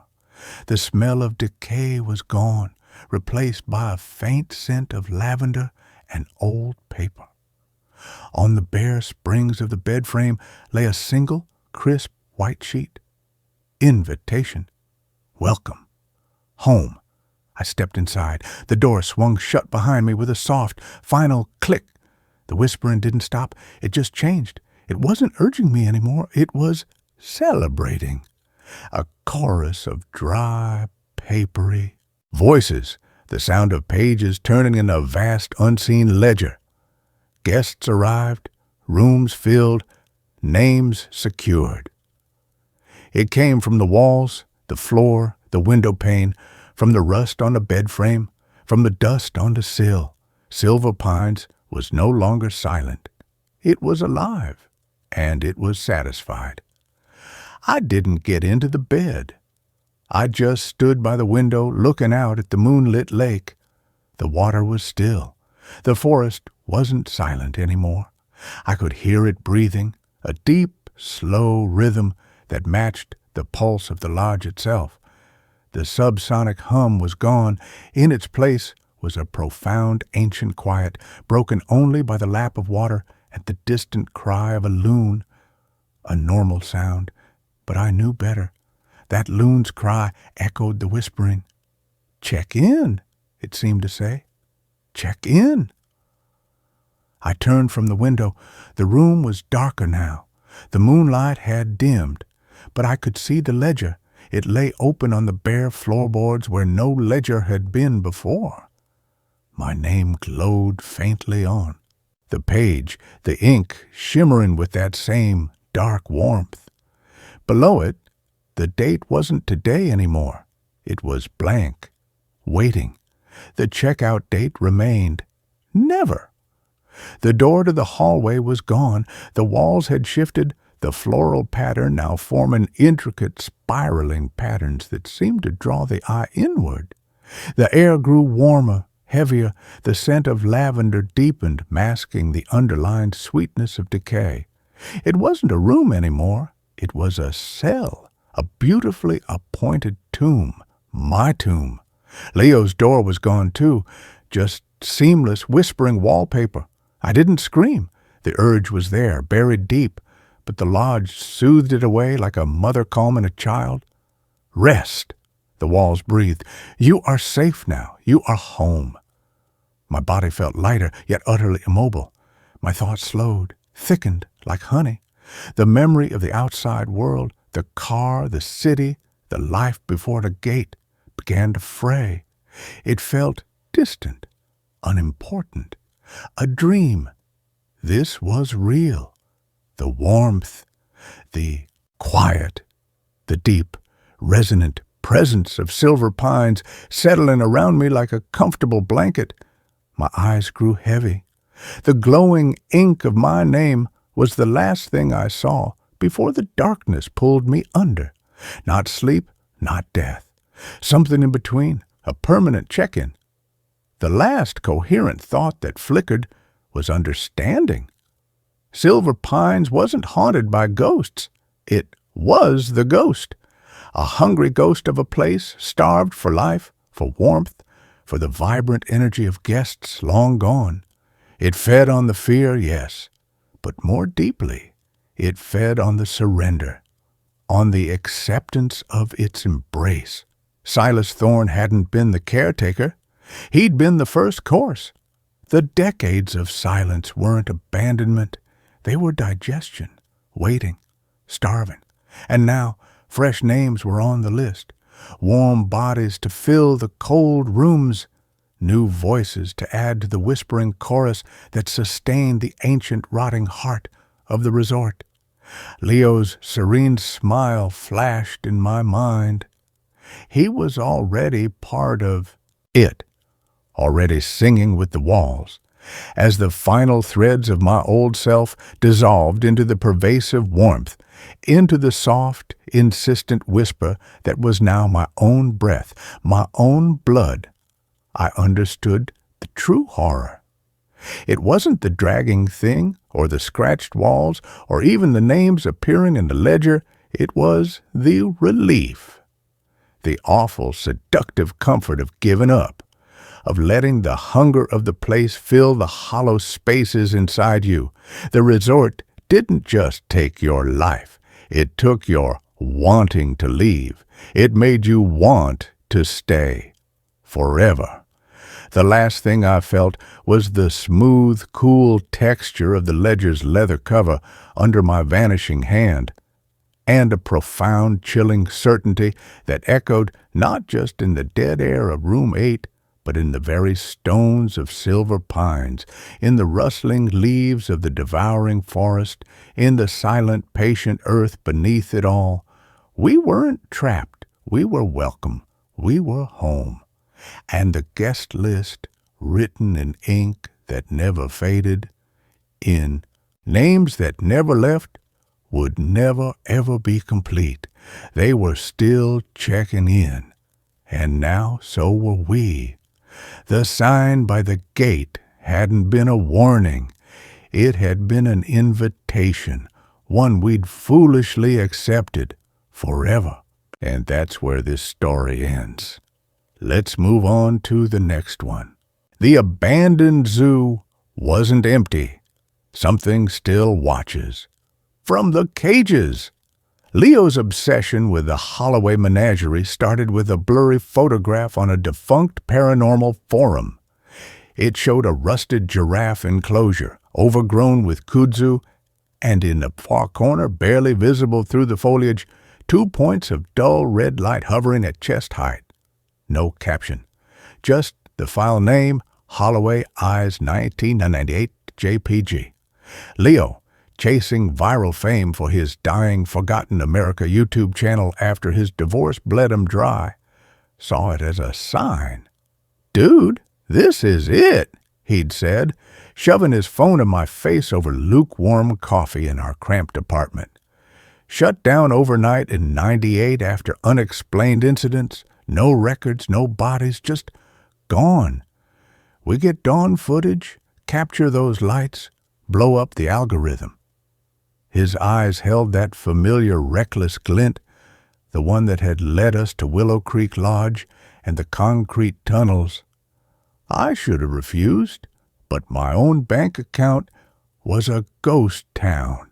and the memory of rent collectors pounding on our door was fresh. The Holloway wasn't in the Catskills or Maine. It was barely an hour outside Pittsburgh, rotting concrete and rusted bars swallowed by the reclaimed wilderness of the Rust Belt. We packed protein bars, water, Leo's drone, and my old mag light, its batteries crackling with age.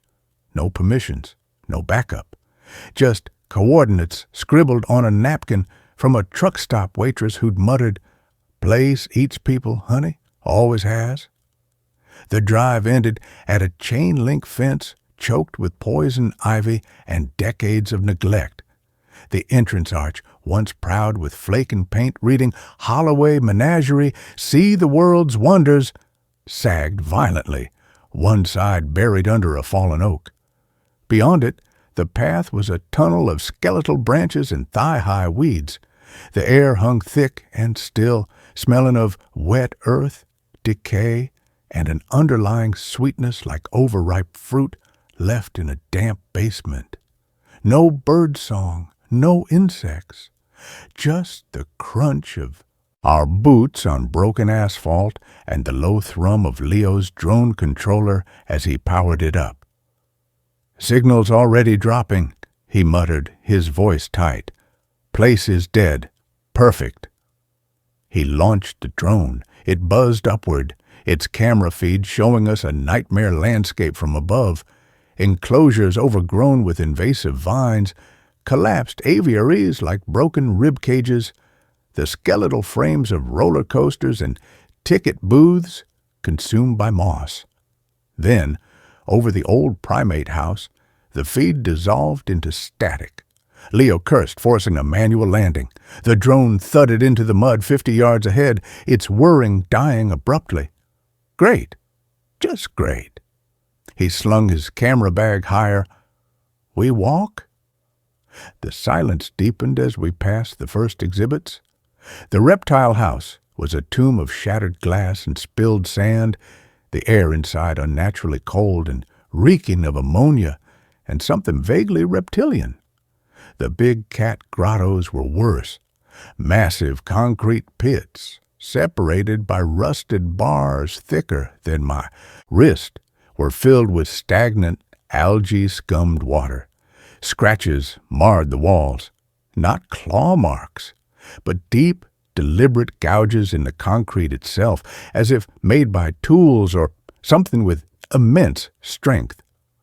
On the walkway between the lion and tiger enclosures, half buried in mud, lay a child's sneaker, bright red, impossibly clean.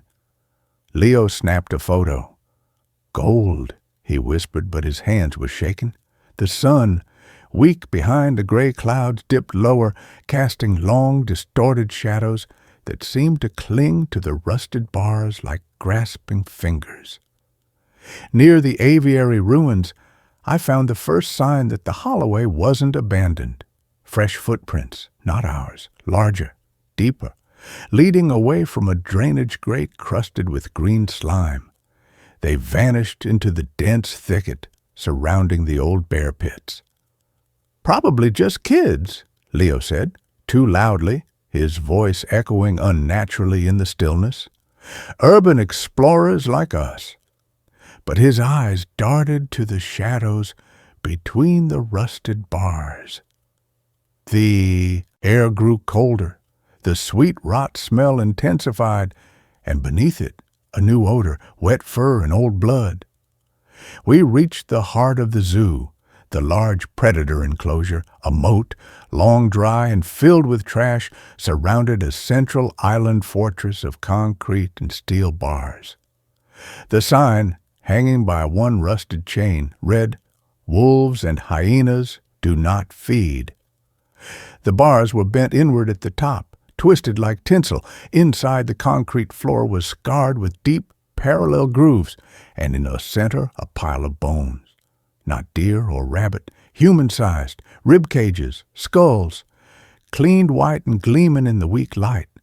Scattered among them were shards of glass from phone screens, a rusted watch, a single, muddy work boot. Leo's camera clicked. the sound like a gunshot in the silence. This isn't right, he breathed, his earlier bravado gone. The record said no bodies, just disappearances. That's when the whispers started, not from one direction, but from everywhere. From the rusted bars themselves, a dry, papery rustling like dead leaves skittering on stone, forming words just below comprehension. Hungry, so long? New meat? The subsonic hum began, a vibration in the concrete under our feet, in the marrow of my bones. The same signature of wrongness I'd felt in the lodge and the tunnel. Leo dropped his camera. Did you hear that? He whirled, scanning the empty enclosures. The shadows between the bars seemed to deepen, coalescing into shapes that weren't quite animals, weren't quite human. Hunched figures with two long limbs, their outlines blurred as if seen through heat haze. Eyes glowed, a dull, unwavering red reflecting the dying light. Dozens of them, watching from every cage, from the reptile house, from the collapsed roof of the primate habitat, not moving, just watching, waiting. "Run!" I screamed. We bolted back the way we came, crashing through the undergrowth, thorns tearing at our clothes. The whispers rose to a chorus, becoming clearer, hungrier. Stay, feed us, join the pack. The hum surged, vibrating the ground, making my teeth ache. Behind us, the dry rustling became a scrabbling sound, claws on concrete dragging through mud, fast, gaining. We reached the main path near the reptile house. Leo's abandoned drone lay where it fell. He skidded to a halt, grabbing it. "The footage! We need proof!" He fumbled with the controller. The drone's lights flickered on. The camera feed stuttered to life on his phone screen, not static. The image showed the predator enclosure behind us, and filling the frame, spilling over the bent bars, were the shapes, not wolves, not hyenas, things of matted fur and exposed bone, their limbs elongated and jointed wrong, their mouths too wide, filled with needle teeth. Their eyes blazed red, and they were running, not on all fours, upright, like men, but faster, much faster. Leo's scream was cut short as something heavy slammed into him from the side. I turned, a creature taller than Leo, its body a patchwork of mangy gray fur and weeping sores, had him pinned against the rusted reptile house gate, its jaw unhinged with a wet crack, revealing rows of teeth like shards of broken glass. Leo thrashed, beating at its chest with his fists. It didn't flinch. Its red eyes fixed on me, unblinking. More shapes emerged from the shadows of the aviary ruins, from behind the ticket booth. Hunched, silent, watching. The whispers became a roar in my head. "Mine! Pack!" I raised my maglite, not to see, to fight. I smashed the heavy metal casing against the creature's skull. It shrieked, a sound like tearing metal, and recoiled, releasing Leo. He scrambled back, coughing blood. "Go!" he choked. "Get help!" He shoved his phone into my hands. The drone feed still showed the clearing. It was filling with them. Dozens, hundreds, a seething mass of fur, bone, and burning red eyes. They weren't chasing me. They were herding Leo towards the moat surrounding the predator island. His face was white with terror. "The bars!" he yelled. "They're not to keep them in. They're to keep us out until they're ready." Understanding crashed over me. The Holloway menagerie wasn't shut down because animals escaped. It was shut down because the animals changed. Or something else moved in. The unexplained incidents weren't attacks. They were feedings. The zoo wasn't abandoned. It was a larder. And we were the delivery. I ran. Not towards the exit. Towards the administrative building, a crumbling brick structure half swallowed by kudzu. Leo's scream followed me, a raw animal sound of pure terror, abruptly cut off by a wet, tearing noise and a chorus of high-pitched chitters that echoed through the trees. I didn't look back. I burst through the shattered glass doors of the admin building, slamming them shut behind me, wedging a fallen filing cabinet against the handle. The interior was a tomb of dust and decay. Desks overturned, rusted typewriters, filing cabinets spilling mildewed papers. The air reeked of mold and that same sweet rot stench. I fumbled with Leo's phone. No signal.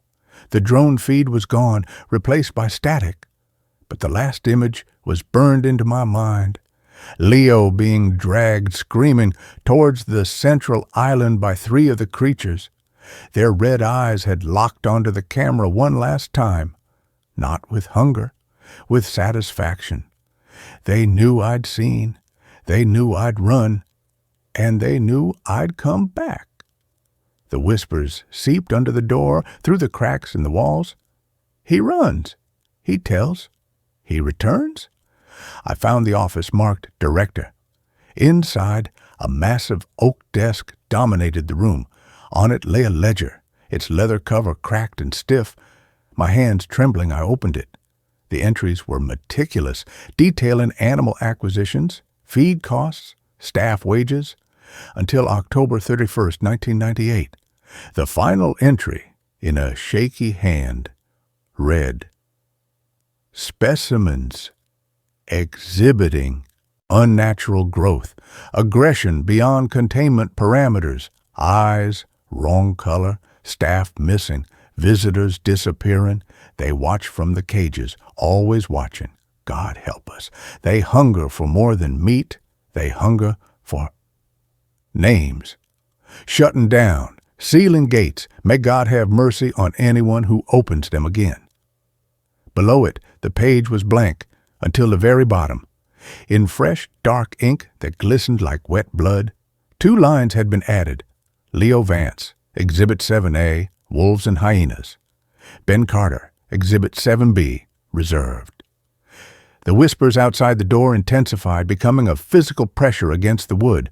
Scratching, not frantic. Patient, deliberate. Scritch, scritch, scritch. Like claws testing the grain. The red eyes glowed through the gaps in the boarded windows, dozens of them unblinking, hungry. The hum vibrated the floorboards, rising in pitch, sinking with my own hammering heart. I backed away from the desk, pressing myself into a corner. My maglite beam swept the room, catching a framed photograph on the wall behind the director's chair. It showed the zoo in its prime, 1950s-era families smiling before the wolf enclosure, but the animals behind the bars, they weren't wolves. They were hunched, furless things with elongated limbs and faces stretched too wide, and their eyes, even in the faded black and white photo, glowed a faint, unnatural red. The director in the photo, a stern man with thinning hair, stood smiling beside them. His name tag read, Silas Thorne. Silas Thorne, the caretaker from Willow Creek Lodge. The name connected the dots with icy clarity. This wasn't just a zoo. It was a node, a feeding ground in a network of hungry places. Thorne hadn't been a caretaker. He'd been a keeper, a feeder. And the creatures, they weren't animals. They were something older, something that wore the skins of what it consumed, something that took your name and your shape, but left only hunger behind. The scratching at the door stopped. The whispers ceased. The sudden silence was worse, heavy, expectant. Then a new sound, a wet, rattling breath like lungs full of mud coming from directly outside the wedged door. A shadow, tall and impossibly thin, slid under the gap, Stretching across the dusty floor towards me, it had too many joints. The breath came again, closer. The filing cabinet blocking the door groaned, metal screeching against concrete as an unseen force pushed against it. Panic, pure and blinding, seized me. I lunged for the window, a small, grimy pane overlooking the overgrown path to the exit. I smashed the glass with my maglite, ignoring the shards tearing my arms. I scrambled through, dropping into the mud outside. The whispers erupted behind me, a chorus of rage and triumph. "Runs! Hunt! Name is known." I ran, not towards the exit arch, away from it, deeper into the zoo's overgrown heart, towards a ruined aviary. Branches whipped my face. Roots snagged my feet. The red eyes tracked me from every shadowed enclosure. Shapes detached from the darkness, loping on all fours, their movement silent and unnaturally fast. The hum was inside my skull now, a physical pressure threatening to burst my eardrums. I reached the aviary, a skeletal dome of rusted iron struts and shattered glass. In the center stood the foundation of what was once a fountain. I dove behind it, pressing myself into the mud, covering my mouth to stifle my sobs. The creatures surrounded the fountain, not attacking, circling. Their red eyes glowed in the twilight, unblinking. Their breaths steamed in the cold air. They chittered softly to each other, a sound like stones grinding in a wet sack. One, larger than the others, with patches of mangy black fur and a jaw that hung loosely on broken hinges, stepped forward. It didn't look at me. It looked at the mud where I'd landed, at my footprints. It lowered its head and inhaled deeply, a wet, snuffling sound. Then it raised its head, those red eyes locking onto my hiding place. It didn't snarl, it smiled, a rictus grin splitting its face, revealing rows of needle teeth. It pointed a clawed finger not at me, but at the ground beside the fountain, where the mud was disturbed. Written in the wet earth, as if by an invisible hand, was a single word: Ben. The creature tilted its head, the smile widening. It took a step closer, then another. The others closed the circle. The whispers weren't in the air anymore. They were inside my head, clear and cold as ice. Ben Carter. Exhibit 7B, reserved, come home. Resistance was a distant memory. The cold wasn't just in the air, it was in my bones, leaching the warmth, the will. The hum wasn't just sound, it was the rhythm of the zoo itself, the pulse of the thing that lived in its concrete bones. Leo's final scream echoed in my mind, not as a warning, but as a welcome. The red eyes weren't terrifying. They were familiar, comforting. Like embers in a hearth, the creature with the broken jaw stopped inches away. It didn't grab me. It reached out a clawed hand, not to harm, but to guide. Its touch was cold, but the mud beneath me was warm, wet, fertile. The sweet rot smell was the scent of home, of belonging. My name was written in the earth. My place was reserved. The fear didn't vanish. It dissolved into the deep, seductive warmth of utter surrender. This wasn't death. It was promotion, from prey to keeper, from visitor to exhibit, from Ben Carter to something else, something that watched, something that waited, something that hungered. I took the creature's hand. Its grip was firm, cold, but not painful. It pulled me gently from the mud. The other creatures stepped back, bowing their distorted heads. The whispers became a chorus of contentment. Welcome, keeper. Name secured. Vigil begins. The red eyes glowed brighter, reflecting in the puddles at my feet. I looked down. My reflection in the murky water wasn't mine anymore. My eyes glowed dull red, my mouth stretched too wide. The mud on my shoes wasn't just earth. It was mixed with fine, dark fur, and written in the ripples around my reflection in letters that shimmered and dissolved. Exhibit 7B, Ben Carter, permanent resident. The creature led me away from the fountain, not towards the exit, but deeper into the ruins, towards the predator enclosure, towards Leo. The hum deepened, becoming the heartbeat of the Holloway menagerie, my heartbeat. The red eyes of the pack followed us, a sea of embers in the gathering dark. The zoo wasn't empty. It was full, and I was finally home. The cages were open, but I didn't need to leave. I was the watcher now, and the next visitor. Their name would be written in the mud. Soon, the whispers promised it. Hungry. So long. New meat. I smiled. My jaw cracked. The taste of copper filled my mouth. The hunt was over. The feeding had just begun. Forever. And with that, this story comes to an end. Let's move on to the next one. Every night, my neighbor's lights flash in Morse code. Last night, it spelled run. I live in a neighborhood that might as well be called the lull. It's a quiet, meticulously manicured suburban cul-de-sac, where the only excitement is the annual block party and the occasional argument over recycling bin placement. I'm a creature of routine, a tax accountant whose greatest adventure is a weekend hike, and I moved here 3 years ago for the very lack of drama.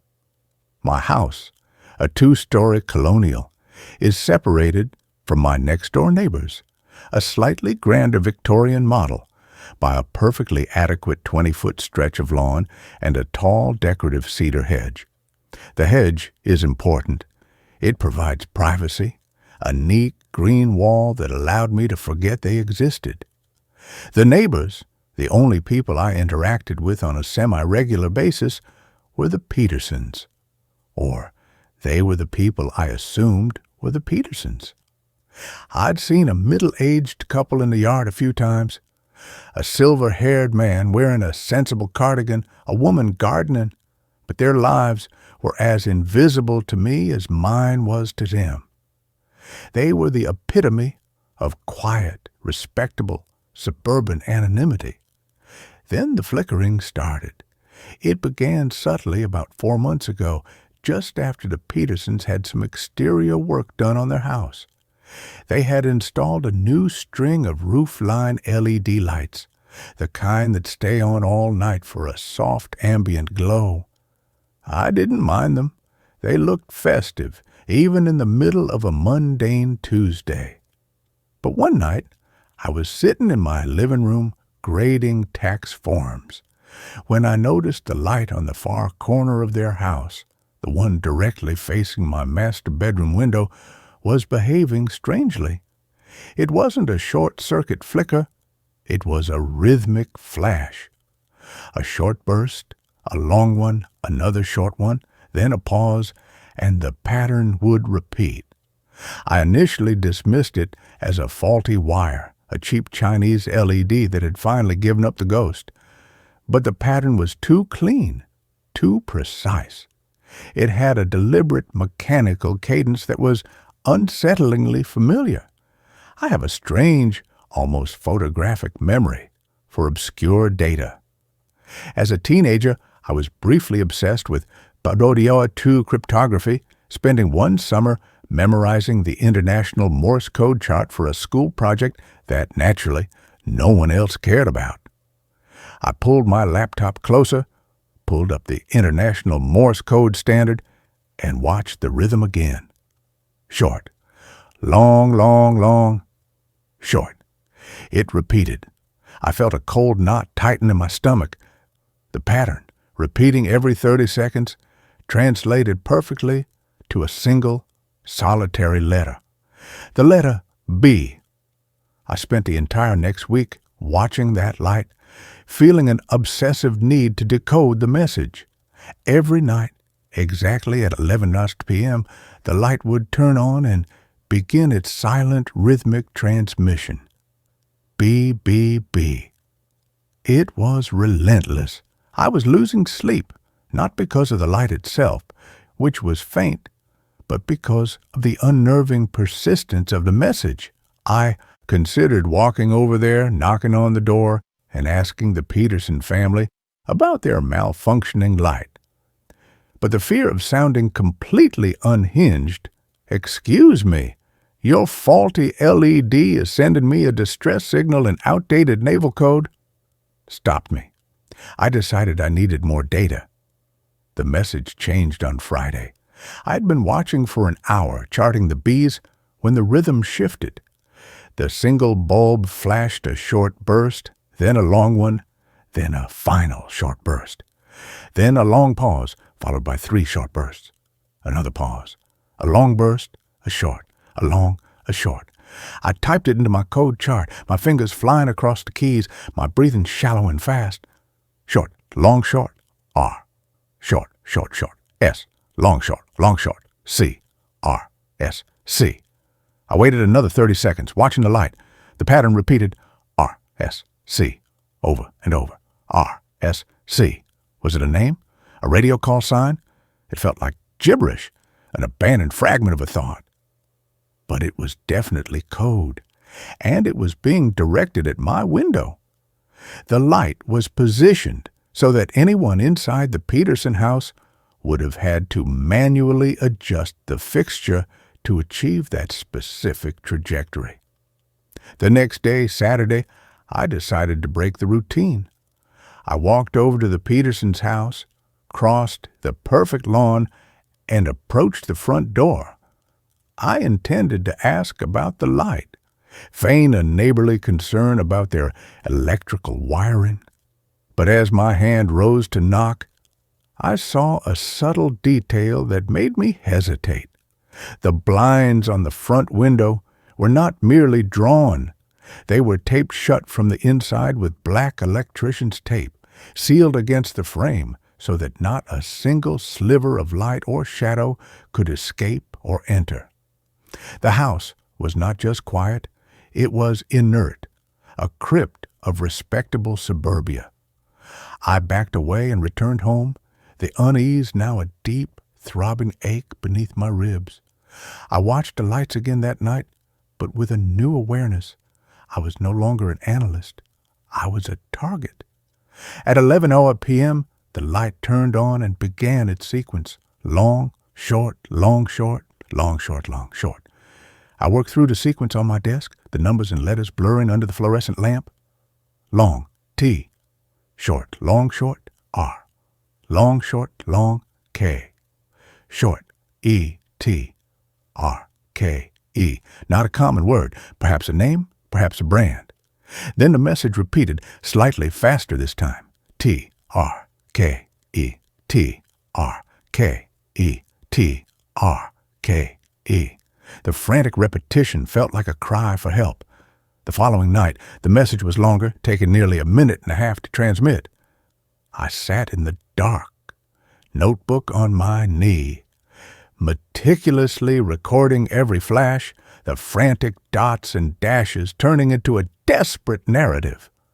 Long, long, long, short, short, long, long, short, short, short, long, short, short, short, short, long, short, short, short, short, short, long, long, short.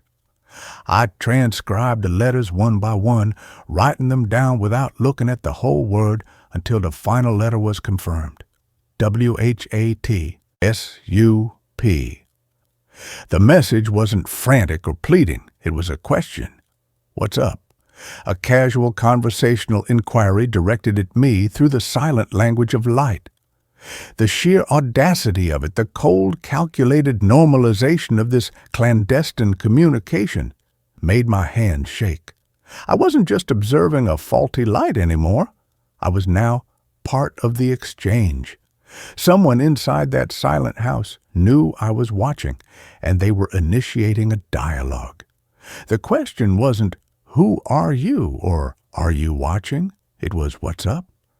They were assuming I was already involved, a partner in this bizarre, covert correspondence. I couldn't sleep. The implication was paralyzing. If they knew I was watching, they must have placed the light, adjusted the direction, and started the conversation specifically for me. I needed to respond, to end this, to force the reality of the situation into the light of day. But how do you talk to a cryptic entity that communicates through light pollution and a dead language? I went into my attic and found an old, powerful camping floodlight I used for power outages. I dragged it to my bedroom, set it on a tripod, and aimed it at the Peterson's corner light fixture. At 10:55 p.m., I sat down, my finger poised over the power button. I had chosen my response carefully. It was simple, direct, and unassailable. At 11 p.m., the Peterson light turned on and began its sequence. Short, long, short, R, short, short, short, S, long, short, C. The RSC from the previous night, the one I had dismissed as gibberish. This time, I realized what it was. It wasn't a name. It was a call sign, a way to establish a two-way channel. I waited for the full sequence to complete, took a deep breath, and began to flash my floodlight back. Long, long, long, O. Long, short, long, K. The light I had bought was far too bright for the suburbs, and my OK was a blinding, disruptive burst aimed squarely at their window. I held the light steady on the final long flash of the K and then turned it off, my heart hammering like a drum. For a full minute, the Peterson light continued its RSC sequence, repeating the call sign, seemingly oblivious to my response. I started to think my message hadn't been seen, that my signal had been too crude, too fast. Then, the RSC sequence cut off midway. The light went completely dark for 10 seconds. Then it came back on and began a new, slow, deliberate transmission. Long, long, long, long, long, short. Long, short, short. Long, short. Short, long, short, long. Long, long. Long, short, long. Short, short, long. Short, short, short. Short, long, short, long. I was transcribing this with a pencil, the lead breaking twice under the pressure. The message was excruciatingly long, taking nearly 3 minutes to complete. The decoded message was a terrifying, almost poetic answer to my question, FINDDRAWER,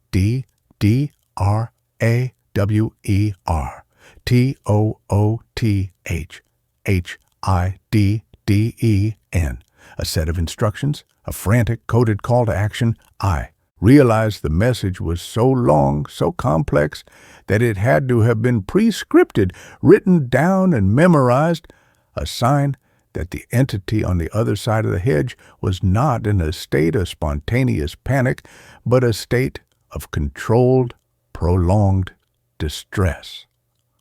I was now neck-deep in a genuine conspiracy. I couldn't go to the police with this. My neighbor is sending me a cryptic message about a tooth drawer in Morse code. I would be institutionalized before I finished the sentence. I had to find the drawer. I went back through the memory of my life with the Petersons. I knew they were in their late 60s. I remembered seeing the woman, the gardener, a few times. I remembered noticing about a year ago a silver SUV parked in their driveway with a logo on the side, a small stylized tooth. Mrs. Peterson was a retired or semi-retired dentist. The message was not about a kitchen drawer. It was about a dental cabinet. I spent the entire next day paralyzed, alternating between calling the police and researching breaking and entering laws. I settled on a coward's compromise. I would leave a message asking for clarification. That night, 11 p.m., The Peterson light turned on. RSC. RSC. I waited for the pattern to complete and then aimed my floodlight at their house and began my counter-transmission. Short, short, long, long. Short, long, short, long. Short, long, short, short, short. PETERSON.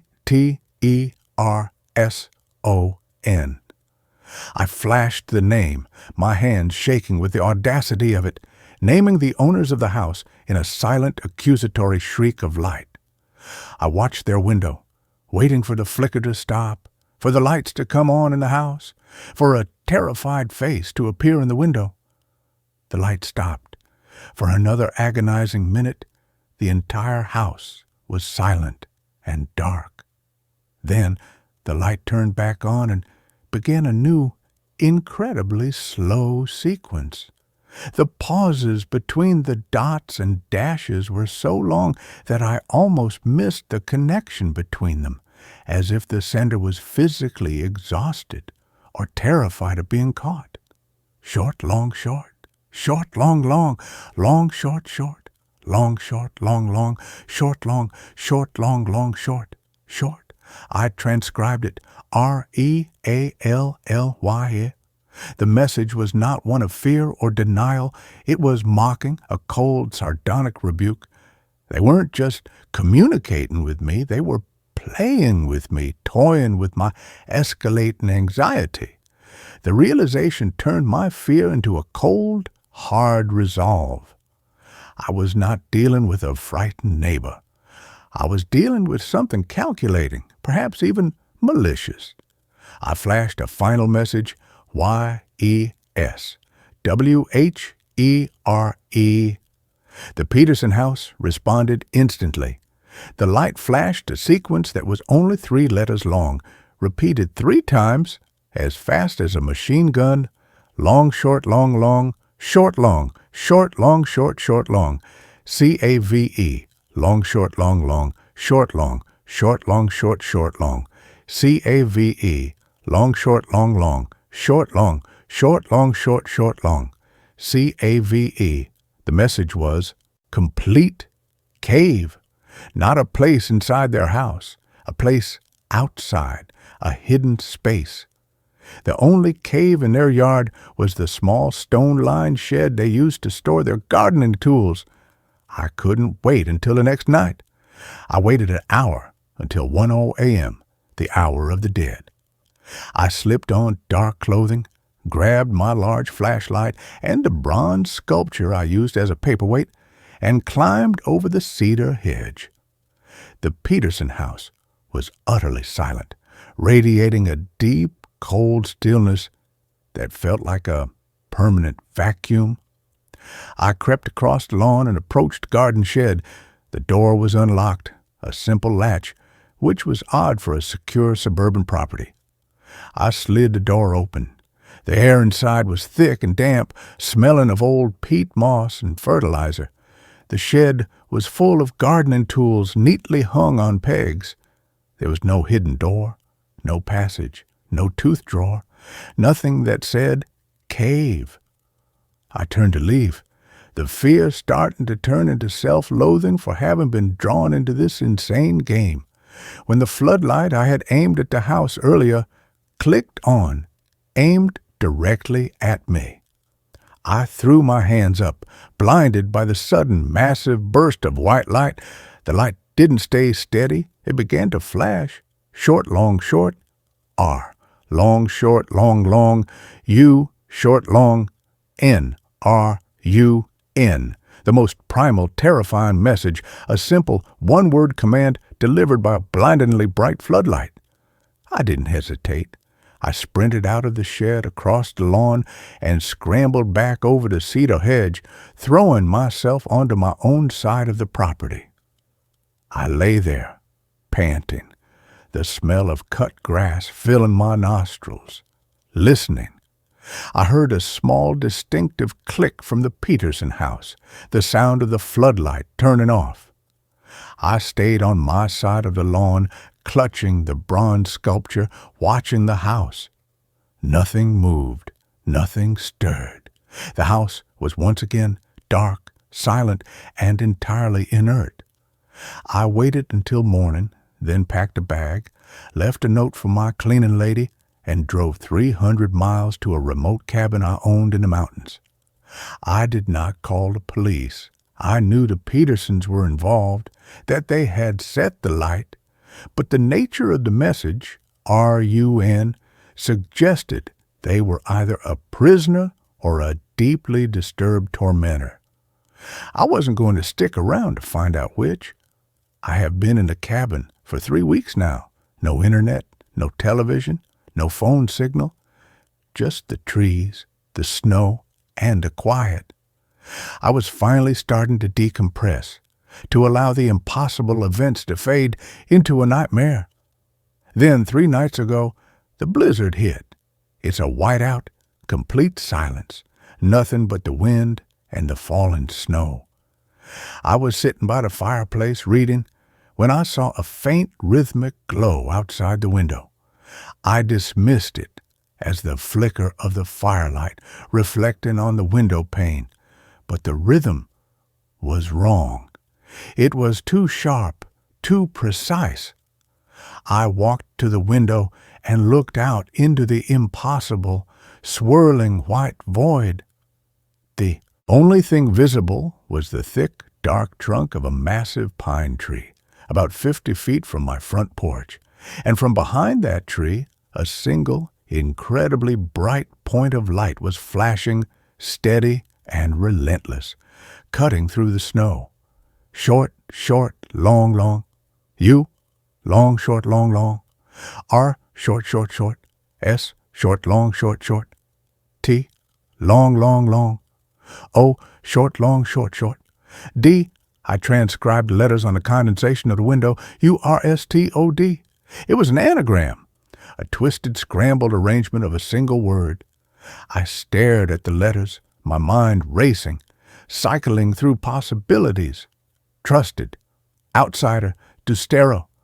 Then the light behind the tree flashed one last single slow dot, a period, a final punctuation. The light went out.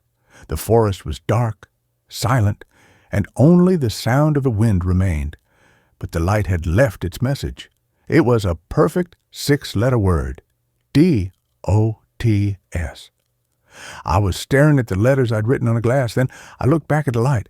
The letters I had seen were URSTOD, and the light had ended with a single dot.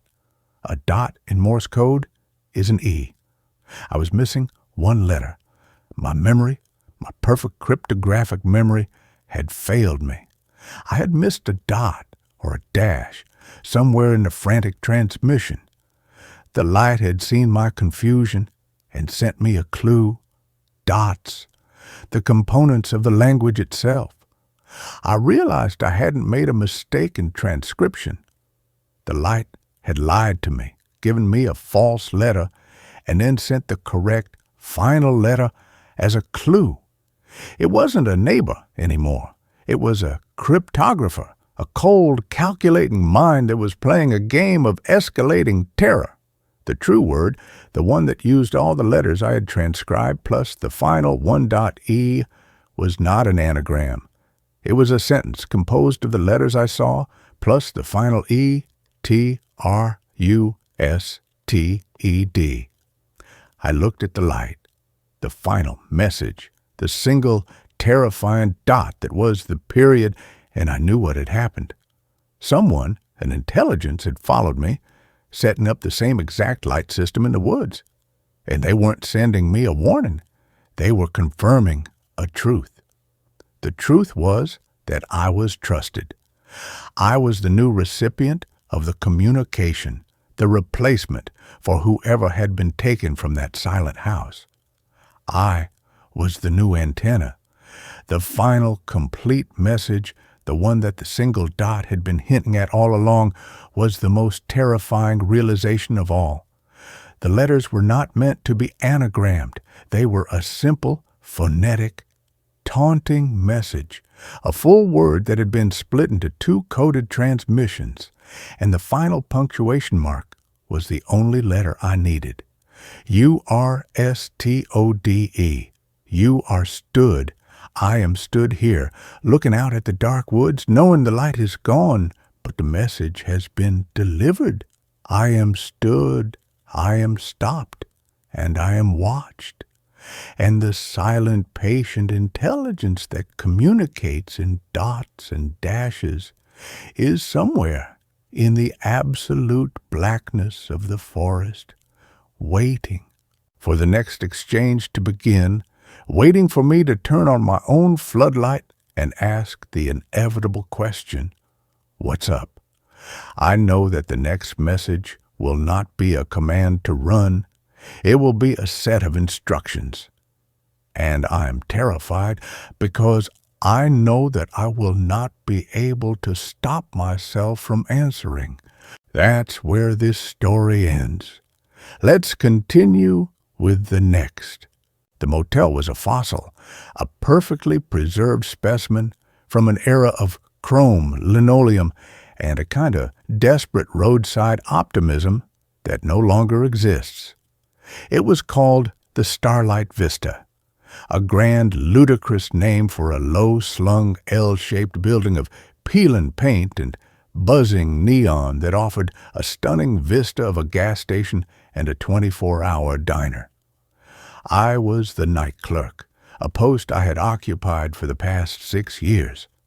My name is Arthur, and my life had become a long, quiet, and deeply repetitive night, punctuated only by the arrival of the occasional weary traveler or the distant melancholy wail of a train passing through the dark. The Starlight Vista was a place of ghosts, but not the spooky kind.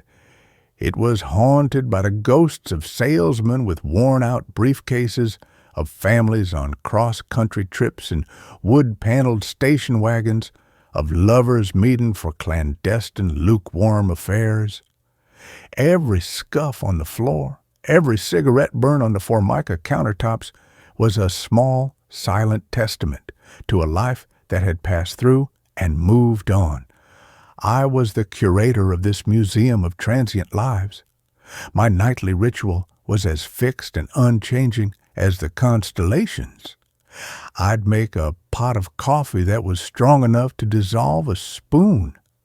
I'd read the local paper with a kind of detached anthropological interest, and I'd check the reservation ledger. The ledger was the one anomaly in my otherwise predictable world. It was a thick, leather-bound book, its pages yellowed and soft with age, a holdover from the pre-digital era that the motel's owner, a flinty, unsentimental old man named Mr. Gable, refused to replace. And in that ledger there was the mystery of Room 9. Every single night, for as long as I had worked there, the entry for Room 9 was the same. A single, neat, and unchanging line, written in a precise, slightly old-fashioned cursive, J. Corbin. No first name, no payment information, no check-in time. Just the name. The reservation was a permanent, unmovable fixture in the book. The first time I asked Mr. Gable about it, he had given me a look that was as cold and sharp as a shard of broken glass. "Room 9 is not your concern, Arthur," he'd said, his voice a low, gravelly rumble. "It's occupied, permanently. You do not knock on the door. You do not slide a bill under it. You simply leave it be. Is that understood?" It was not an invitation for a conversation. It was an order, and for 6 years I had obeyed it. I had treated Room 9 as if it did not exist. It was a blank spot on the map of my small nocturnal kingdom, but my curiosity, a slow, patient, and persistent creature, had been gnawing at the edges of my obedience for years.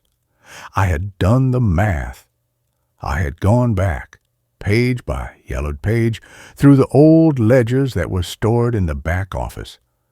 The reservation for J. Corbin had started on a Tuesday, October 14th, 1986, and it had never stopped. 39 years, 14,235 nights, a single unbroken reservation. Who was Jay Corbin?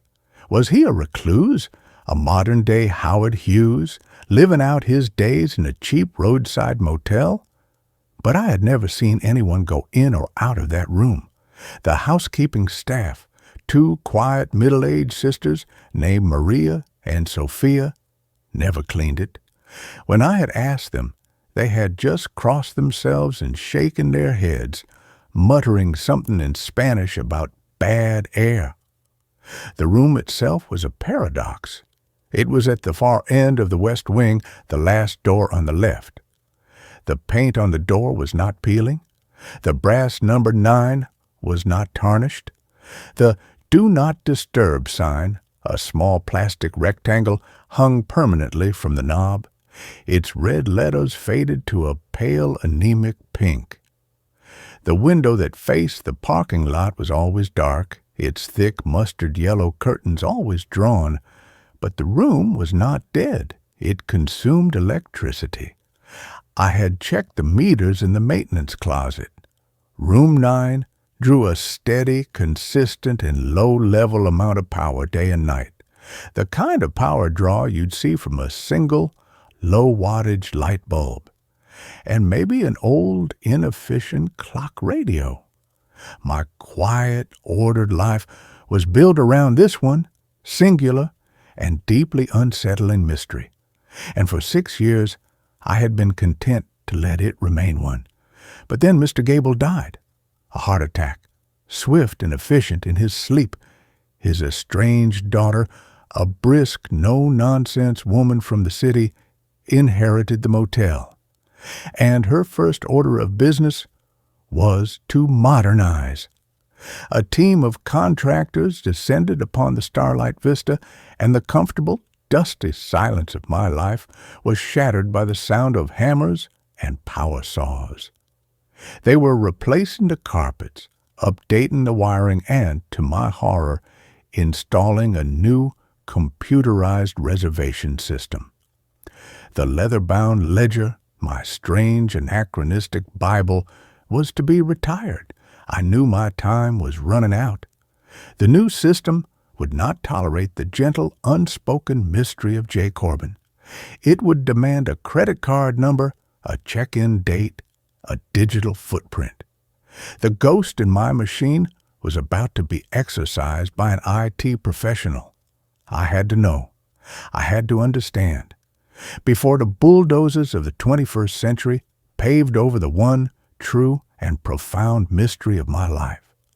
The night before the new system was scheduled to go online, I made my decision. The contractors were gone.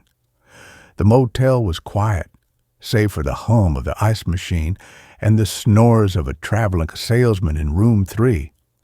I took the master key, a heavy old-fashioned brass key that I had never in 6 years had a reason to use for room 9. My footsteps echoed in the empty parking lot as I walked towards the west wing. The air was cold and still. The buzzing of the neon sign seemed to grow louder, more insistent, as I approached the door.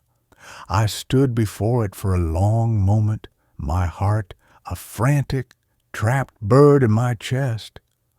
The faded "Do Not Disturb" sign seemed to mock me. My hand trembled as I slid the key into the lock. It turned with a smooth, silent, and well-oiled click that was deeply, profoundly unnerving. I took a deep breath, the air tasting of asphalt and impending revelation, and I pushed the door open. The room was not what I expected. It was not a dusty, forgotten time capsule. It was not the squalid den of a recluse. It was a waiting room. The room was immaculate. The bed, a standard Motel-issue double, was made with military precision. The cheap polyester bedspread pulled taut, not a single wrinkle on its surface. The carpet, a swirling psychedelic pattern of orange and brown, was perfectly vacuumed. There was not a speck of dust on the faux wood headboard or the formica top of the small round table. But the room was not empty. On the table, next to a small bakelite lamp that was emitting a soft, warm, golden glow, was a single open book. And sitting in the room's only armchair, a worn vinyl monstrosity the color of a bruised avocado, was a man. He was old, but it was an age that was impossible to quantify. He was dressed in a simple, gray, and slightly old-fashioned suit. His face was a road map of wrinkles, but his eyes, a pale, washed-out blue, were clear, sharp, and utterly, completely ancient. He was not a ghost. He was solid. He was real. And he was looking directly at me. He did not seem surprised. He seemed patient, as if he had been waiting for me to open that door for a very, very long time. "Arthur," he said, his voice a low, soft, and impossibly tired sound, "you're early. I wasn't expecting you for another 17 years. I stared at him, my mind a screaming white noise chaos of disbelief. Who are you?" I stammered. "Are you Jay Corbin?" He smiled a faint, sad, and deeply weary smile. "In a manner of speaking, it's a professional name, a designation. You can call me Jonas." "What is this place?" I whispered, my eyes darting around the clean, sterile, and utterly soulless room. "What have you been doing in here for 39 years?" "Waiting," he said simply, "and working." He gestured to the open book on the table. I took a hesitant step into the room. The air was still and cool, and it had a strange, neutral, almost non-existent smell. It was like the air in a clean room, a place where the outside world was not allowed to enter. I looked at the book. It was a ledger, identical to the one I used at the front desk, and it was open to today's date. All the rooms were marked as vacant, except for one, Room 9, J. Corbin, and beneath it a new line had been added in the same neat and precise cursive. Arthur Penhaligon, 11:17 p.m., my name.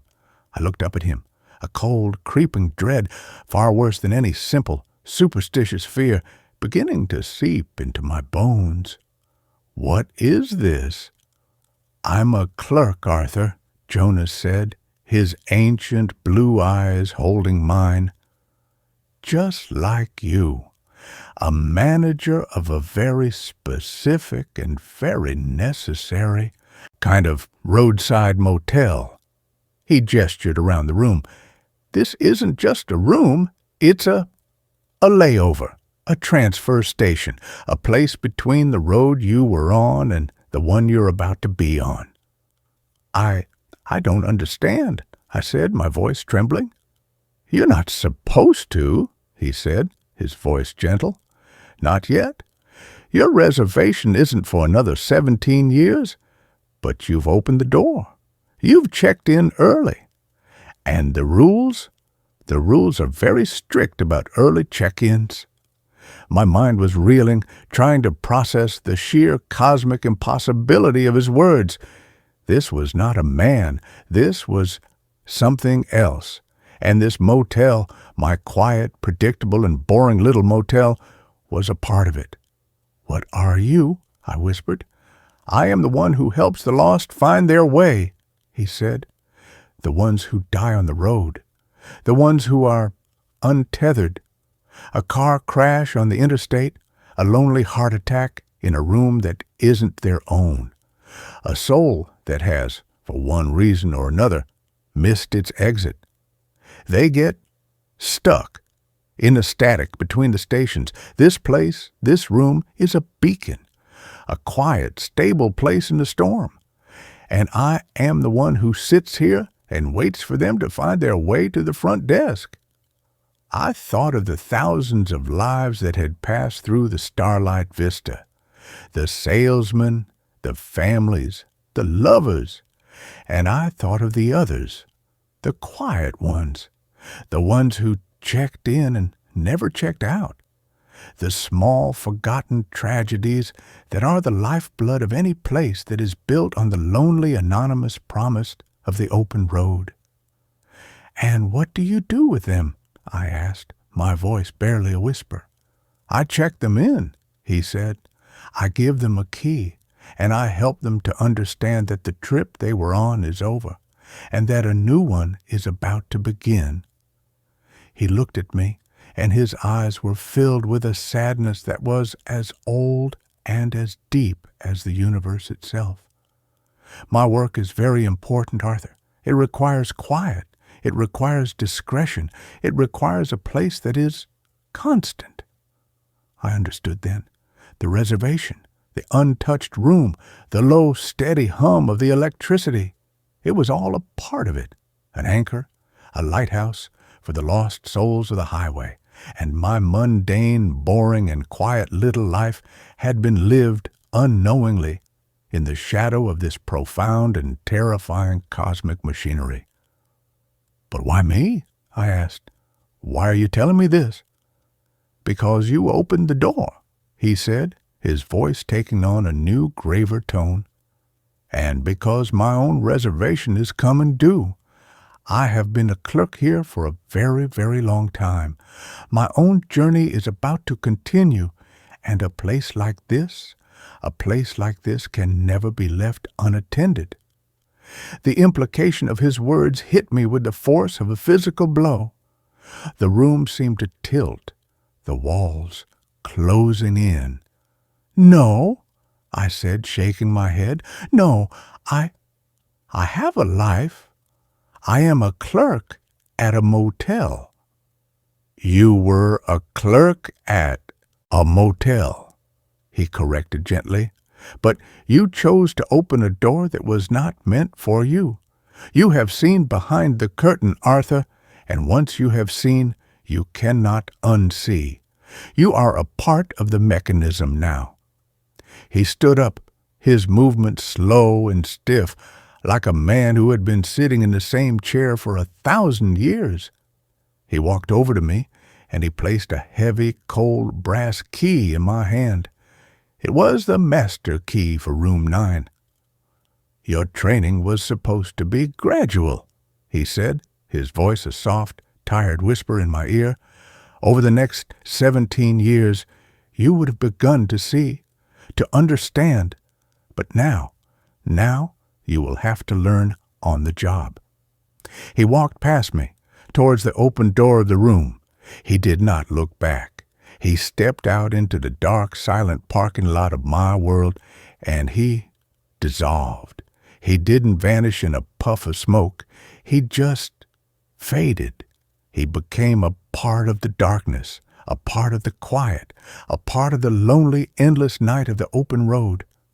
I was alone in the room, the clean, sterile waiting room. The book was still on the table, open to my name. The soft, golden light of the lamp was still glowing. I was the new clerk, the new manager, the new J. Corbin. I walked out of the room and pulled the door shut. It clicked with a soft, final sound. I hung the faded "Do Not Disturb" sign back on the knob. I walked back to the front desk, the heavy brass key in my pocket, a cold, heavy weight.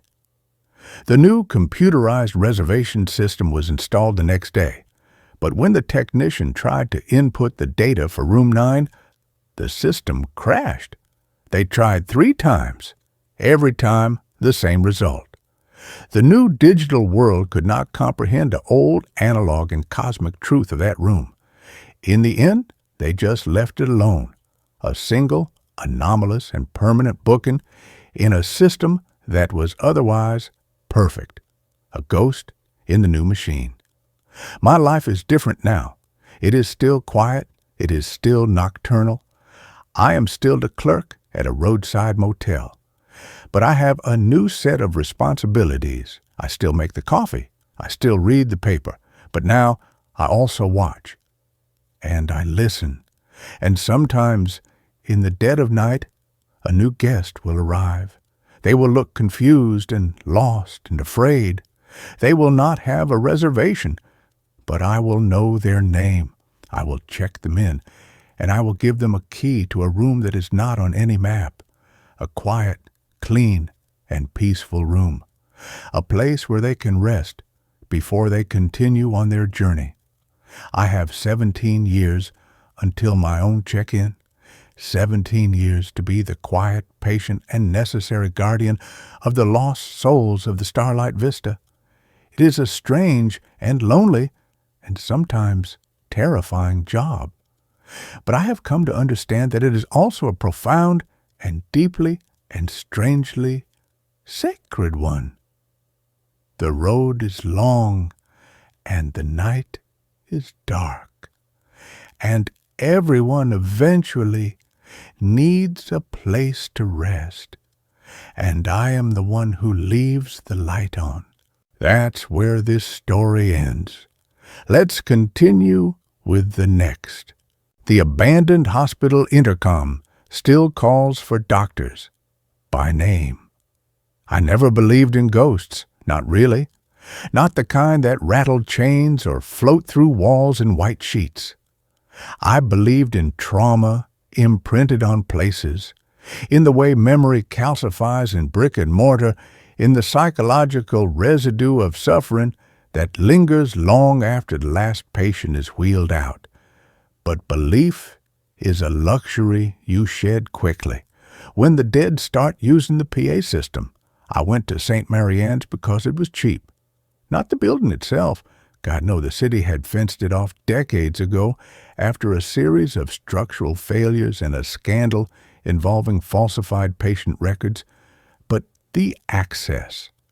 A contact of mine, a guy named Ruiz, who scavenged copper and vintage medical equipment from derelict institutions, told me he knew a way in through the old boiler room access tunnel, and for $200 cash, he'd leave a padlock unchained between midnight and 4 a.m. on Tuesdays. Why? Because I was writing a book. Echoes in the Walls. Abandonment and the Architecture of Suffering. Academic, pretentious, and, crucially, funded by a generous grant that required primary sensory documentation from at least 3 high-profile derelict medical facilities. St. Marianne's was the crown jewel, a 13-story Art Deco monolith. Built in 1931, shuttered abruptly in 1987 after a catastrophic boiler explosion killed 17 staff and patients in the East Wing, and then left to rot under layers of asbestos, pigeon guano, and municipal neglect.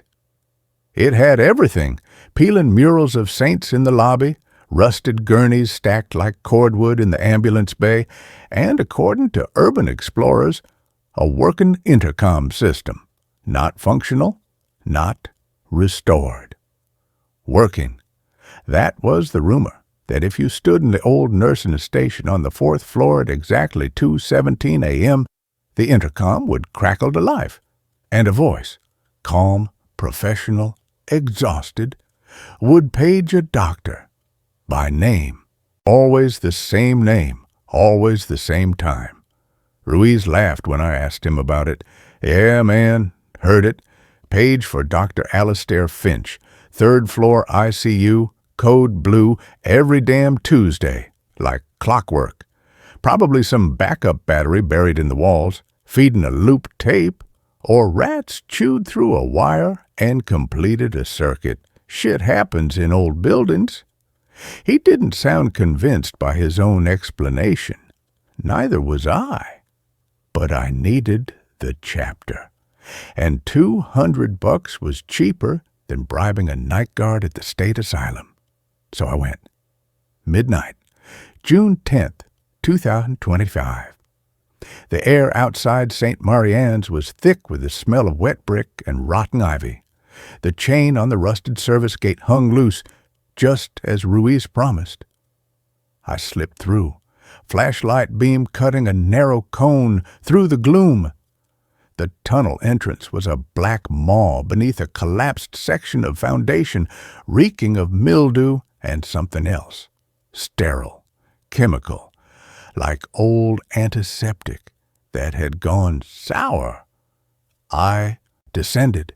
The stairs were concrete, slick with condensation, edged with green-black mold that flaked off under my boots like dead skin. Halfway down, my light caught the words spray-painted on the wall in peeling red. They didn't all die in the explosion. Below it, smaller, some just stayed. I moved faster. The tunnel opened into the sub-basement, a cavernous space filled with the hulking silhouettes of dead boilers, their iron flanks streaked with rust and soot. Pipes snaked overhead, dripping black water into puddles that reflected my light like oil.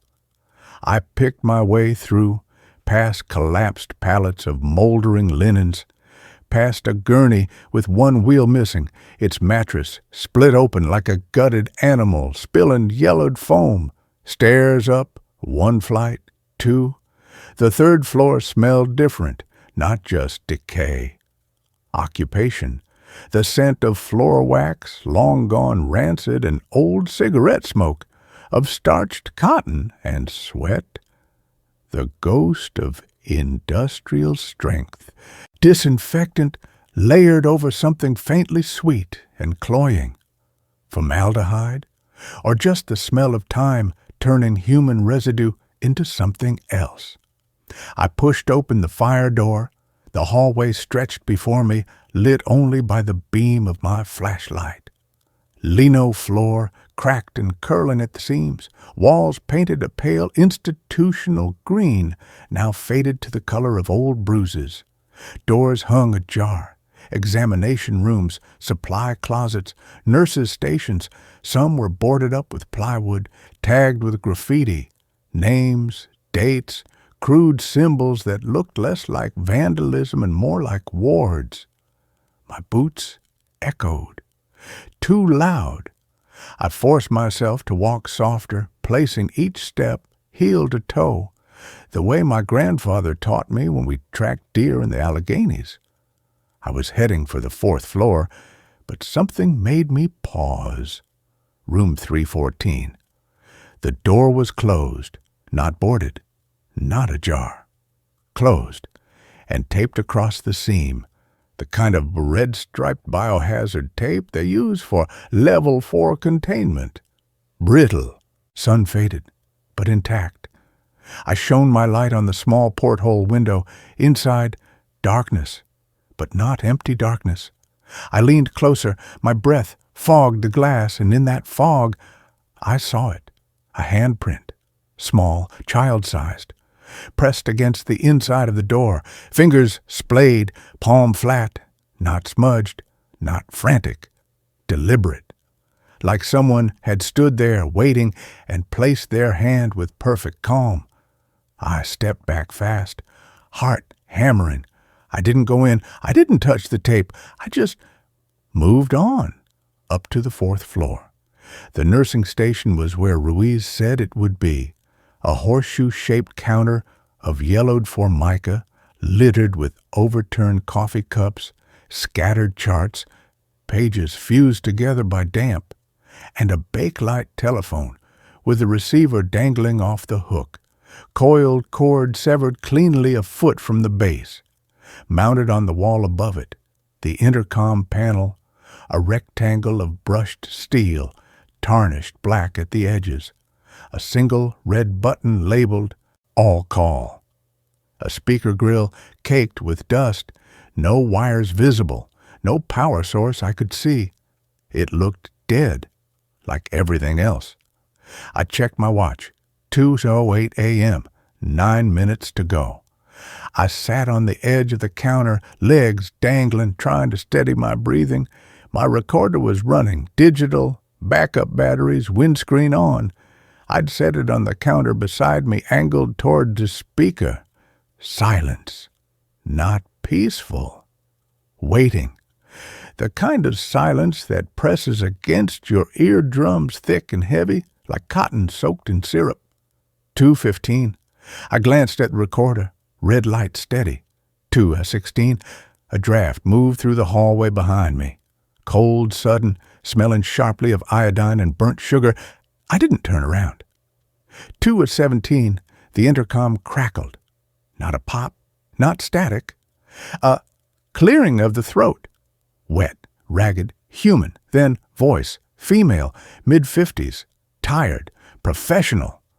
The voice of someone who's been up for 18 hours straight, running on black coffee and adrenaline, who's seen too much but still believes in the protocol.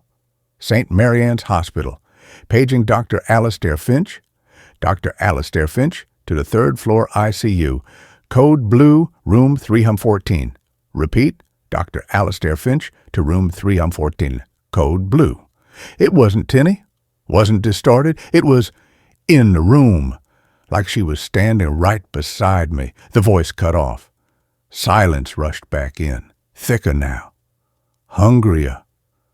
I stared at the speaker grill. My hands were shaking. I reached for the recorder, stopped because it wasn't over. A second crackle, softer this time, closer, and the voice changed, not tired now. Pleading. Dr. Finch, please, she's not breathing. The monitors are flat, but she's looking at me. She's smiling. Please, come quickly. A sob, cut off mid-breath. Then whispering, so faint I had to lean in. He's in the walls. He's been in the walls this whole time. Silence.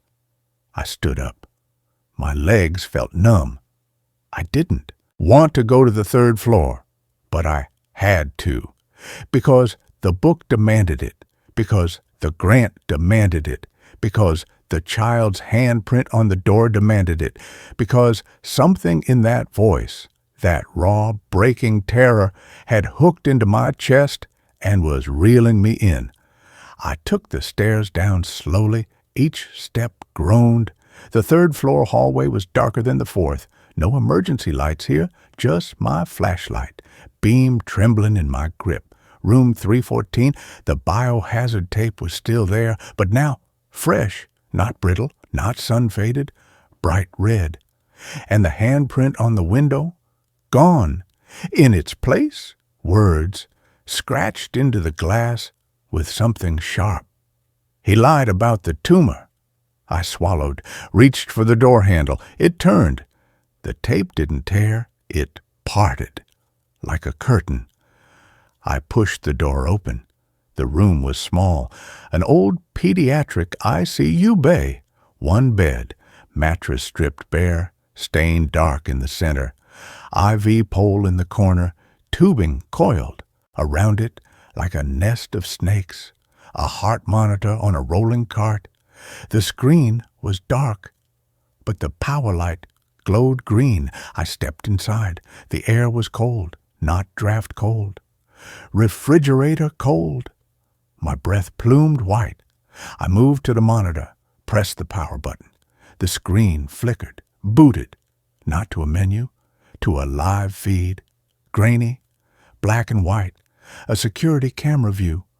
Looking down at a hospital bed, a small figure lay beneath a thin sheet, curled on their side, hair fanned out on the pillow, the timestamp in the corner. 10:47 p.m., June the 13th, 1987.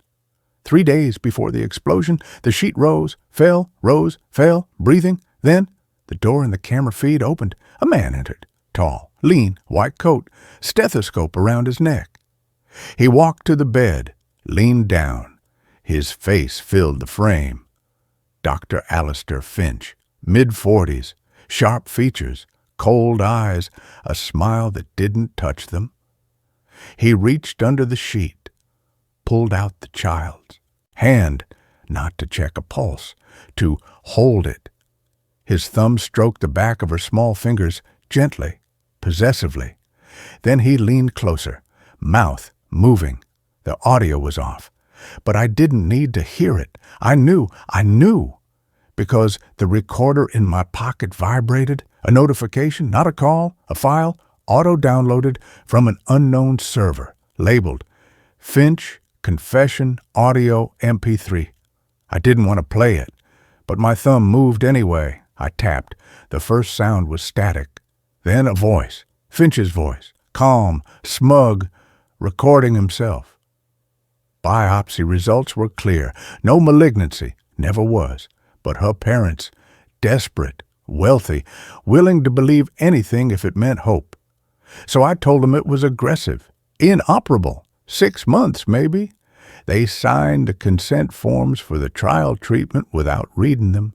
Experimental chemo cocktail, high risk, high reward. In truth, it was saline, with a little something else added. A compound I've been refining. Induces cellular stasis. Preserves. Perfectly. The body lives. Barely. Heartbeats. Lungs inflate. But the mind slips elsewhere. Into the gaps. Into the walls. Into the wiring. Into the system. A pause. The sound of a drawer opening. Glass clinking. Room 314 wasn't chosen at random. The East Wing's foundation sits on a seam, a geological anomaly. Weak point in the bedrock amplifies certain frequencies, certain resonances. When the body is suspended, the consciousness doesn't die. It echoes. And the hospital learns to listen. Another pause, longer, then quieter. She started speaking to me last week, not out loud, through the intercom, through the heart monitor, through the lights. She called me Daddy. She said she wasn't scared. She said she could see him now. The one who lived here before the hospital. The one who built the foundation on top of the old well. The one who liked small, quiet things. A shaky breath. Tonight, she asked me to come in, said she wanted to show me where he sleeps, said he's been waiting for a doctor. The recording ended. I stood there, frozen. The monitor screen flickered. The image changed. No longer the camera feed. Now, just text. Centered. White letters on black. Dr. Finch didn't come. So I called someone else. Beneath it, my name. Full legal name. Not the one I use, the one on my birth certificate, the one no one knows. How? The monitor went dark. The green power light died. The cold in the room deepened. Behind me, the door creaked shut. I spun. The biohazard tape was back, fresh, and on the glass, new words, scratched deep. You're the next doctor. They need you in the basement. They say it's an emergency. I ran, not to the stairs, to the window. It was sealed, painted shut decades ago. I grabbed the IV pole, swung it. Glass shattered. I climbed through, cut my hands, didn't care. Landed hard on the gravel below, rolled, got up, ran, past the ambulance bay, past the chained gate, into the street. My car was where I left it. I fumbled with the keys, dove inside, locked the doors, started the engine, drove, didn't stop until I hit the interstate. Dawn was breaking, pink light bleeding into the sky. I pulled into a rest stop, hands still shaking. I opened the glove compartment, took out the recorder, pressed play. The intercom message, clear, crisp. Paging Dr. Alistair Finch. Then, after the sob, the whisper. But this time, different. Layered beneath the woman's voice, my voice, whispering the same words. He's in the walls. He's been in the walls this whole time. I dropped the recorder. It hit the asphalt, cracked open. The memory card popped out. I picked it up, held it to the rising sun, etched into the plastic, not printed, scratched. Room B7, the boiler room. He's still down. There, he's hungry. Go check on him. I got back in the car, drove home, showered, scrubbed my hands raw, made coffee, sat at my desk, opened my laptop. The book file was open. Echoes in the walls. I hadn't touched it in hours, but new text filled the screen. typed in plain, unformatted courier font. No author byline, just the words, "The intercom doesn't call for doctors who are dead. It calls for doctors who are still breathing. It calls for the ones who hear the whisper in the static and feel the pull in their chest, the instinct to respond, to help, to fix. That's the lure. That's the hook. They don't want your body. They want your oath, your training, your willingness to walk into the dark and say, 'I'm here. What do you need?' Dr. Finch broke his oath. So they took his name. They took his voice. They took his hands. And they're still paging him every Tuesday at 2 to 17 a.m. Because the emergency never ends. Because room 314 is always occupied. Because the child is always smiling. Because the thing in the walls is always hungry. And tonight, they'll be paging you. They already know your name. They already know your specialty. They already know you'll come. You're a healer. It's what you do. It's who you are. So, when the intercom crackles in your apartment tonight, don't cover your ears. Don't unplug the phone. Don't pretend you didn't hear it. Just stand up, pick up your keys, and drive back. They need you in the basement. It's an emergency. Code blue, room B7. They say he's awake. They say he's asking for you by name. I closed the laptop, sat in the silence. Outside, a siren wailed in the distance, fading. Then my phone buzzed. Not a call, a voicemail notification.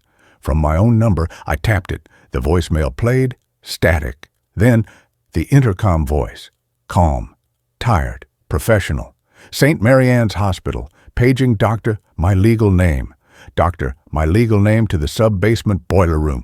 Code blue, room B7. Repeat, doctor, my legal name to room B7. Code blue.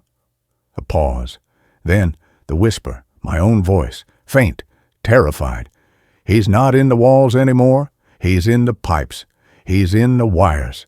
He's in the voice. He's coming up. Hurry. I looked at the clock.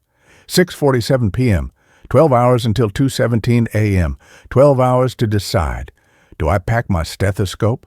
Do I sharpen my scalpel?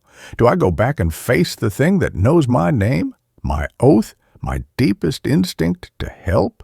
Or do I run? But running doesn't work. Ruiz told me, weeks later, when I tracked him down, pale and shaking, in a bus station in Altoona, he'd gone back, just once, to retrieve a wrench he'd left behind. He stood in the fourth-floor nursing station at 2:16 a.m., heard the crackle, heard the page for Dr. Finch. He laughed, said out loud, "Yeah, right, like he's going to show." And the intercom answered, not with Finch's name, with his full name, middle name, the name his mother used when she was angry. Paging Mr. Elias Ruiz. Mr. Elias Ruiz to the third-floor morgue. Family emergency. Your sister is asking for you. He hadn't had a sister. She died at birth. He went anyway. He said the morgue drawers were all open, except one. Drawer 7. It was closed, taped shut, with bright red biohazard tape, and written on it, in his own handwriting, though he swore he hadn't touched a pen in days. "She's cold. She needs your coat." He ran. He hasn't slept through the night since. He jumps at every phone ring, every intercom announcement in an airport, every public address system in a mall. He whispers over and over, like a prayer, "I'm not a doctor. I'm not a doctor.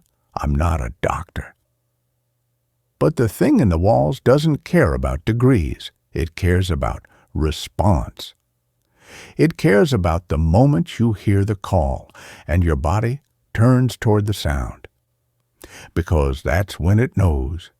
That's when it claims you. So tonight, when 2 a.m. comes, I'll be sitting at my desk, laptop open, recorder ready, keys in my pocket. And when the intercom crackles in my apartment wall, the one that's never been connected to anything, I won't flinch. I'll stand up. I'll pick up my bag. I'll walk out the door because the child is still smiling, because the boiler room is still waiting, because the oath doesn't expire. And somewhere in the dark, beneath 13 stories of crumbling concrete and broken promises, a voice is whispering my name over and over, not pleading, inviting. Doctor, doctor, we need you. It's time. And I'll go, because that's what doctors do. We answer the call, even when we know, especially when we know, that the patient isn't human, that the illness isn't natural, that the cure isn't in the textbooks, that the only thing waiting in room B7 is a mouth, wide open, hungry, and speaking my name. And this story ends here. The next one begins now. We found a cabin deep in the woods already set for dinner for 4. We shouldn't have taken the trail. That's the lie I tell myself now, to soften the guilt, to make the memory bearable. As if choice mattered, as if we hadn't been led. It started with the rain, not gentle, not stormy, a cold, clinging drizzle that seeped through jackets and turned the forest floor into a slick, sucking mire. We were 3 hours into the Blackroot Ridge loop, me, Cass, Theo, and Lena, when the trail markers vanished, not faded, not obscured by moss. Removed, nails pulled clean from the pines, metal tags gone, as if someone had walked ahead with pliers and a purpose. Lena was the first to notice the smell, not pine, not wet earth.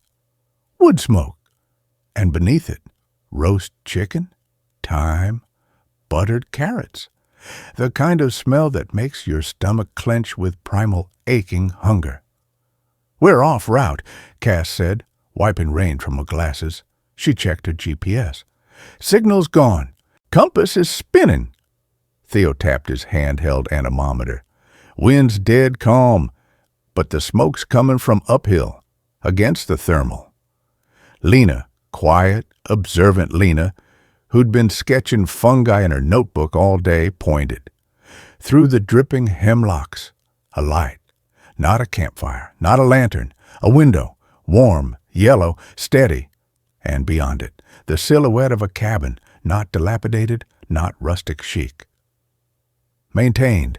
Cedar shingles, recently oiled, a stone chimney exhaling a thin, straight plume of smoke.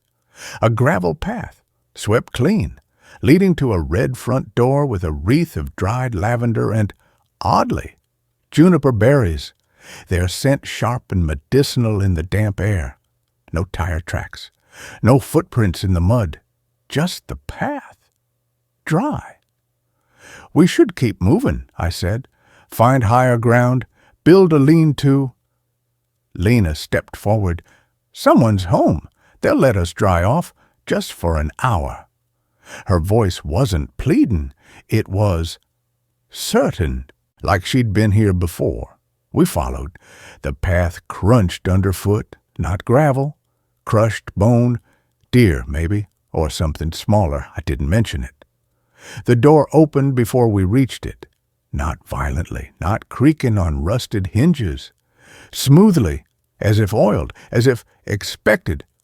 Warm air rushed out, wood smoke, roasting meat, the faint, sweet tang of fermenting apples. No one stood in the doorway, just an invitation. We stepped inside. The cabin was small, one room. A stone hearth dominated the far wall, fire crackling, casting long, dancing shadows. Rough-hewn beams overhead, a bearskin rug, real, the head still attached.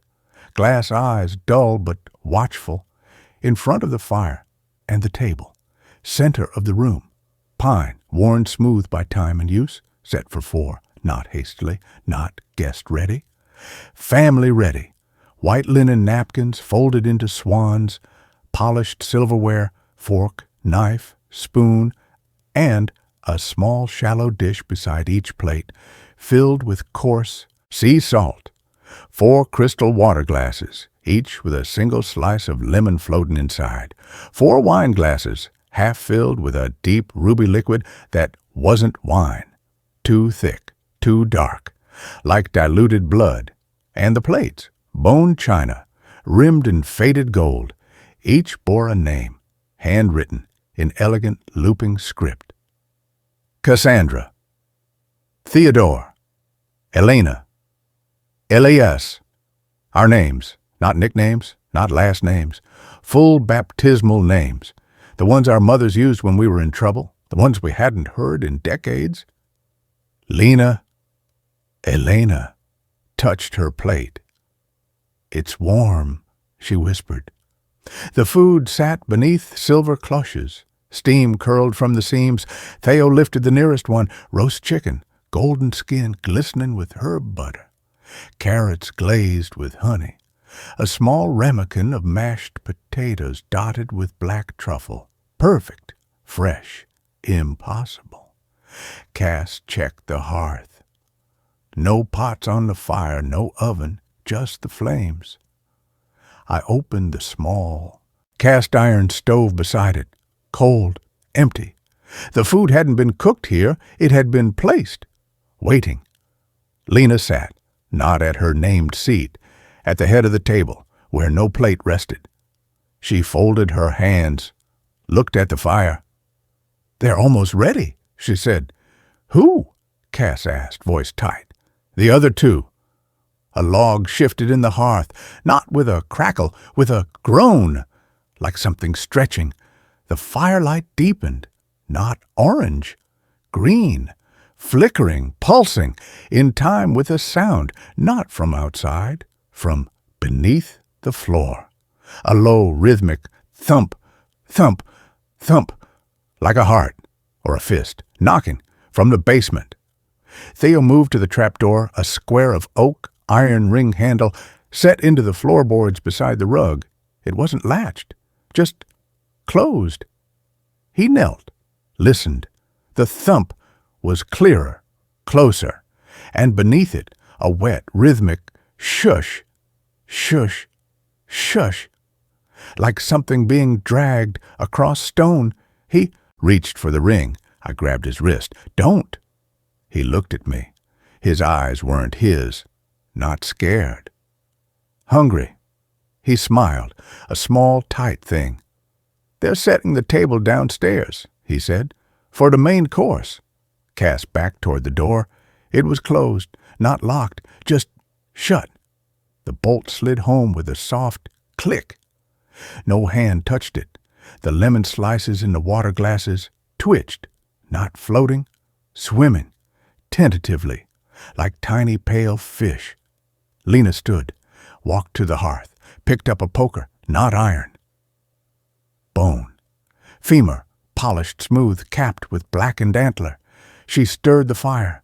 The green flames flared, and in their light I saw them, projected onto the log wall, not shadows, scenes. A family, mother, father, boy, girl, sitting at this table, laughing, eating. The mother lifts a spoonful of potatoes to the girl's lips. The girl opens her mouth. The spoon enters. But the potatoes aren't white. They're gray, grainy, like ash. The mother whispers, "Just a little more, my love, just to make you strong." The father cuts the boy's chicken. The knife doesn't slice flesh. It scrapes, like carving stone. The boy chews. His jaw moves slowly, too slowly. His eyes wide, unblinking, full of tears that don't fall. The scene shifts. The table is empty. Plates cleared. Only the salt dishes remain. The parents stand. Take the children's hands. Lead them to the trapdoor. The boy resists. The father breaks his wrist, not with anger, with patience, like snapping a twig. The girl doesn't cry. She looks at the fire, smiles.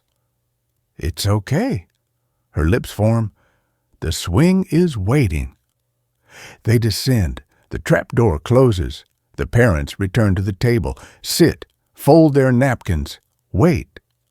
The fire snaps. The vision fades. Lena lowers the poker. The salt is important, she says, returning to the table. She picks up her salt dish. It helps the body, accept a change. She sprinkles a pinch over her chicken. The meat twitches. Cass grabs her pack. Keys, phone, anything. All dead. Batteries drained, screens black, except Lena's sketchbook. Left open on the rug. Pages flutter, not from wind, from beneath. A new drawing forms, pencil lines appearing on blank paper, fast, frenzied. A table, 4 chairs, 4 plates, 4 names, and in the center, a 5th plate, unmarked, surrounded by symbols. A broken chain, a key, a swing, a heart, split down the middle. Below it, words. They're waiting for you to sit. They're waiting for you to eat. They're waiting for you to remember. You promised to come back.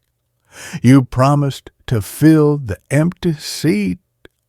I knew the promise, not consciously, in my bones, in the scar on my left wrist, the one shaped like a tiny handprint the doctor said was a birthmark, the one that burned when I stepped inside. Lena looked at me. Her eyes weren't green gold now. Black, like river stones, like the void between stars. Do you remember the swing, Elias? She asked. The one in the basement? The one with the chains that don't squeak? The one that holds 2, but only works with 3? The thump, thump, thump grew louder. The shush, shush, shush, closer. The trapdoor handle rattled, not from below, from above. Something was on the roof, walking, stopping, directly over the table. A drop of liquid fell from the ceiling, not water, thick, amber, smelling of apples and iron. It landed in Cass's water glass. The lemon slice bit it. Dissolved! Cass screamed, ran for the window. The glass didn't shatter. It softened like wax. Her hand sank into it, up to the wrist. She pulled back. Her skin was gone, not torn, absorbed. Beneath the raw pink flesh, tiny black seeds, pulsing. Theo laughed, a wet, gurgling sound. He lifted his wine glass, drank deeply. The liquid left a black stain on his lips. He wiped it with his napkin. The stain spread up his cheeks, into his eyes. Finally, he sighed, I'm home. He walked to the trap door, grabbed the ring, pulled. The door opened, not to darkness, to light, green, pulsing, and the smell, overpowering now, apples, rotting, and beneath it, the coppery reek of blood and something else. Childhood, crayons, rain on pavement, the inside of the mother's wrist. Steps descended into the light. Not Theo, not anymore. His body moved, but his head lolled, spine bent at an impossible angle, limbs twitching like a marionette with cut strings. He reached the bottom. A voice rose, not his, a chorus, children singing. Back and forth, hand in hand, across the dark, across the land. Cass collapsed, clutching her wrist. The seeds were sprouting, tendrils thin as hair curling around her bones. Lena sat.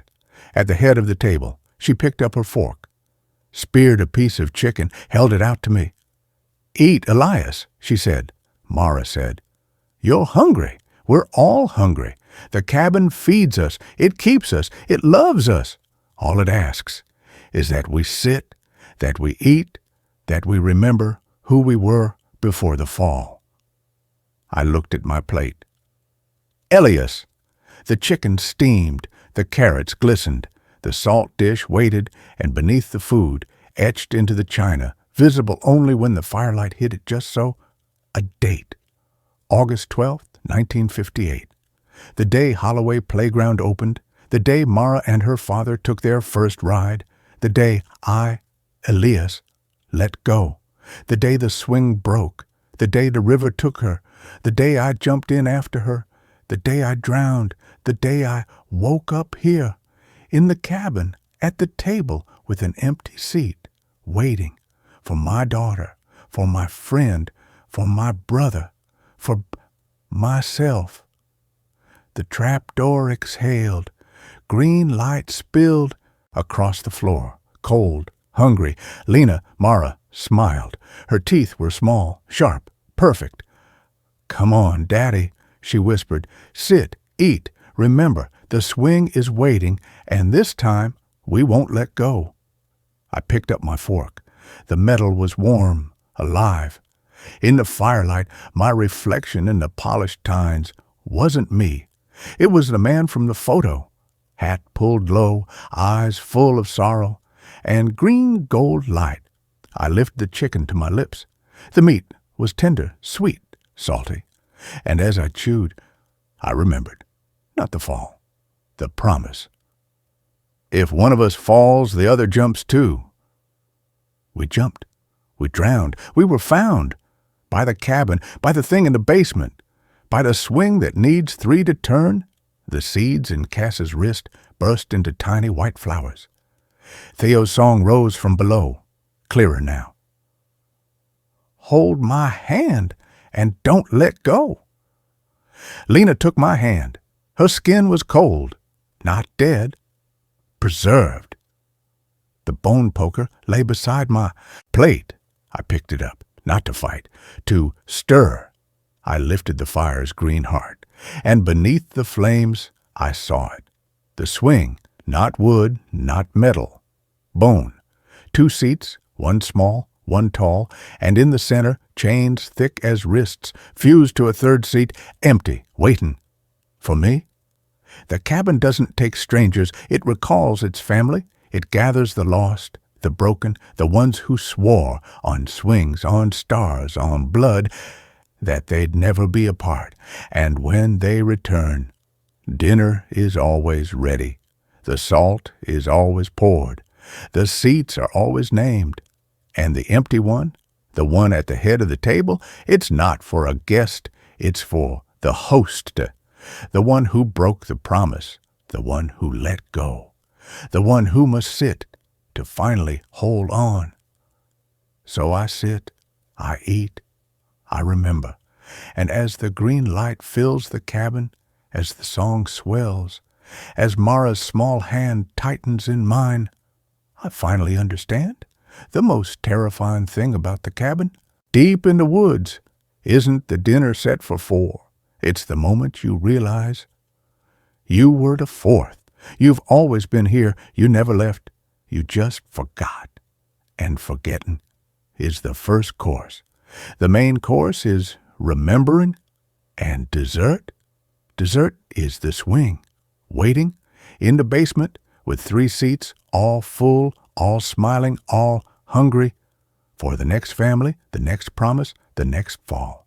Because the cabin is always open, the table is always set, and the salt is always waiting to help you accept the change.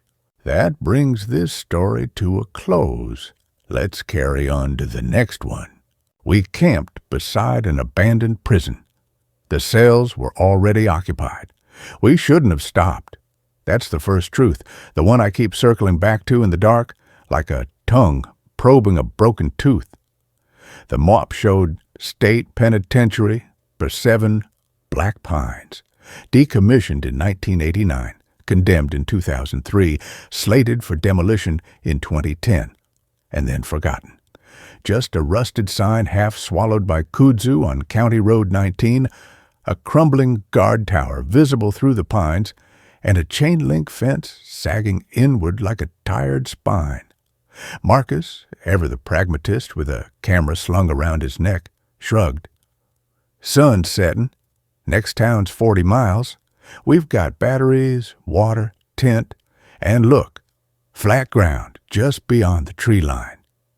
He pointed to a narrow clearing beside what had once been the staff parking lot, now a meadow of goldenrod and thistle.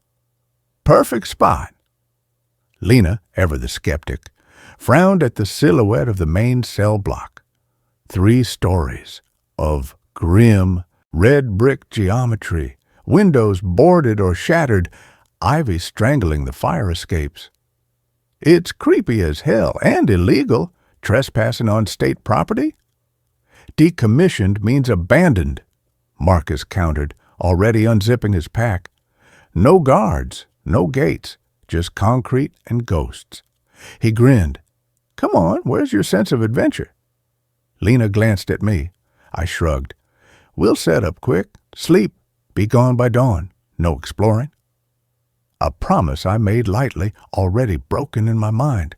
I'd spent years chasing decay, the skeletal ribs of steel mills, the waterlogged silence of sunken ferries.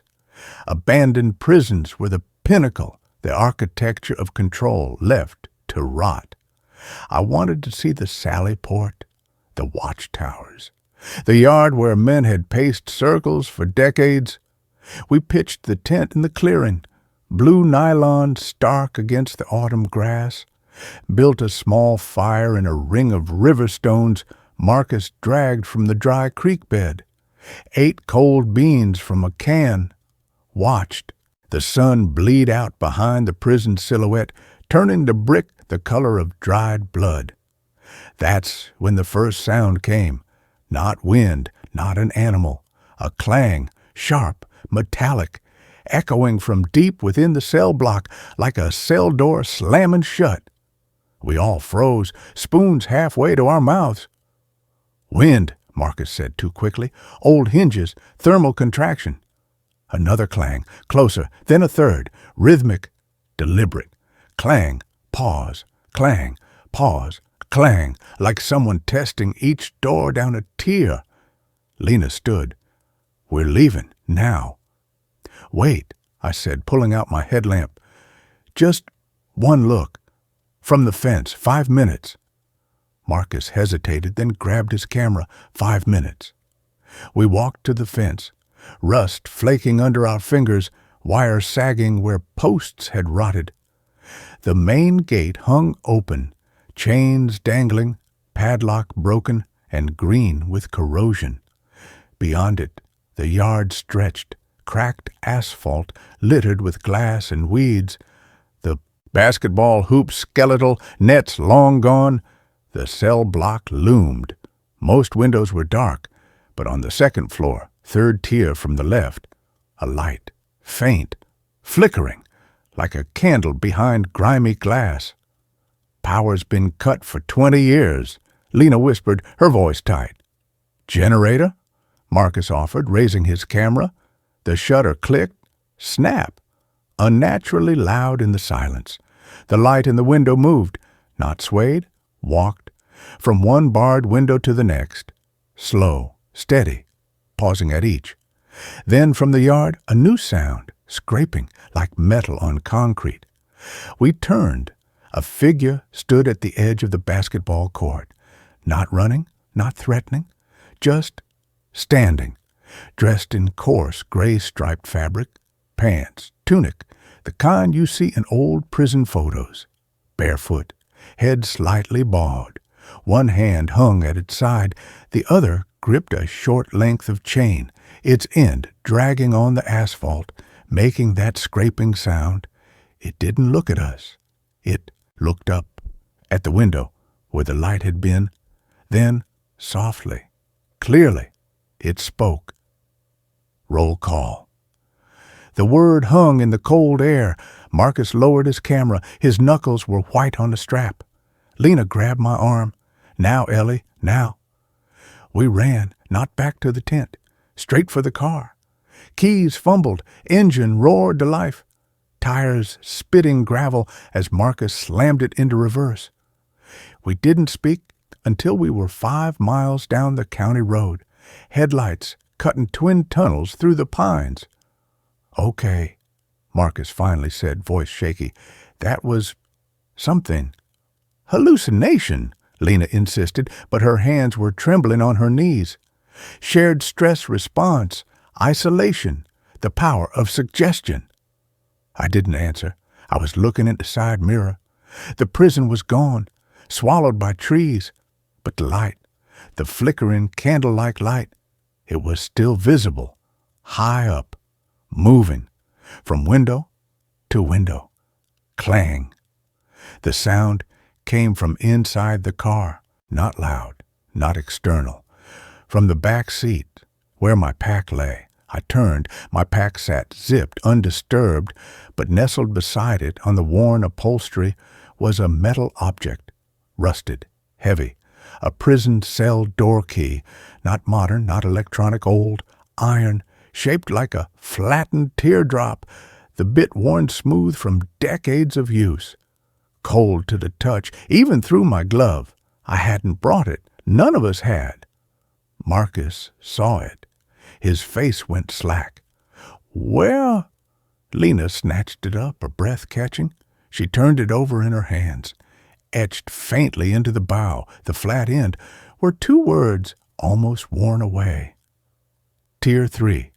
Throw it out," I said, voice low. She didn't. Her fingers tightened around it. "It's just metal, Ellie. Just debris. Blew in." But her eyes were wide, fixed on the key. That night, in the next town's neon-lit motel, we didn't sleep. We sat on opposite beds, the key on the formica table between us, under the harsh glare of the overhead light. We researched on Marcus's laptop, the glow painting our faces sickly blue. State Penitentiary Number 7, Black Pines, opened in 1912. Shut down after a riot in 87 left 14 dead. 12 inmates, 2 guards. Condemned due to structural instability and unresolved security concerns. Vague, ominous. Then Marcus found the log, scanned pages from a digitized warden's journal, 1948-1953, entry October 17, 1951. Subject, Chaka 734, CVOS 19, convicted vagrancy, exhibits persistent auditory hallucinations, claims the walls speak names, refuses to attend roll call. Found this morning in cell 3F14, Tier 3, scratching symbols into the concrete floor with her fingernails. Symbols match no known language. Transferred to solitary cell S7, pending psychiatric evaluation. Note, during transfer she whispered, "They're not hallucinations, they're answers." Voss, Clara Voss, 1943, disappearance, 1951, arrest, vagrancy. She ran. They caught her. They put her in the wall. Lena looked up, her face pale. "Clara Voss, the one in the wall at the cottage." I nodded. "The cottage, the crawl space, Helen Price, the names on the brick. It wasn't coincidence, it was pattern." The key on the table gleamed dully under the light. Lena reached for it. "Don't," I said. She ignored me, lifted it, turned it over. Her thumb traced the worn etching. Tier 3. "Maybe," she whispered, "maybe it's not about trapping them. Maybe it's about freeing them." "Freeing what?" Marcus snapped. "That thing in the yard? The light? The voice?" "The ones who answer," Lena said, her eyes distant, haunted. "Clara said the wall keeps. But maybe the prison listens." She stood, walked to the window, looked out at the empty parking lot, the dark trees beyond. "It's calling," she murmured. The key felt warm in her hand. We argued. Marcus wanted to drive east, find a highway, never look back. I wanted to call the state police. Report the key, the sighting. Lena just held the key, her gaze fixed on the darkness, her lips moving silently. At 2:17 a.m., I woke to the sound of the motel room door closing softly. Lena was gone. The key was gone. Her car, A dented Honda Civic was still in the lot. She'd walked back toward Black Pines.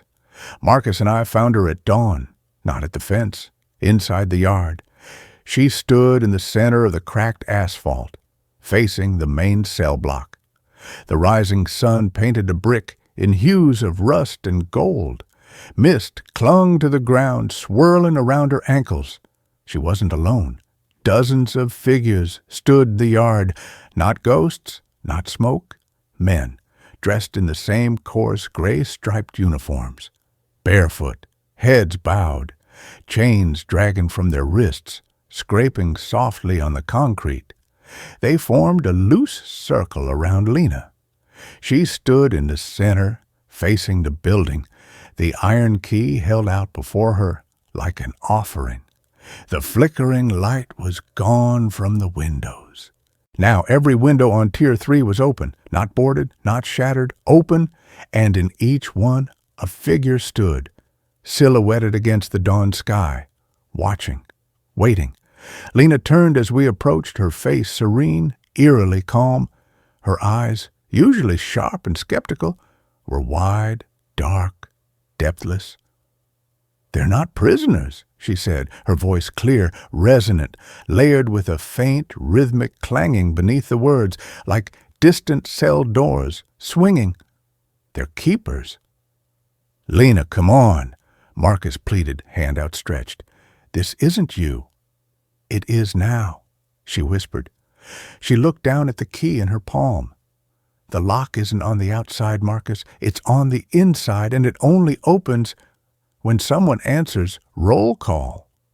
She raised the key, not toward the gate, toward the building, toward Tier 3. "Lena Shaw," she said, her voice ringing out across the silent yard, clear and strong. "Present." A collective sigh went through the figures in the yard, a soft shush of fabric, of chains settling.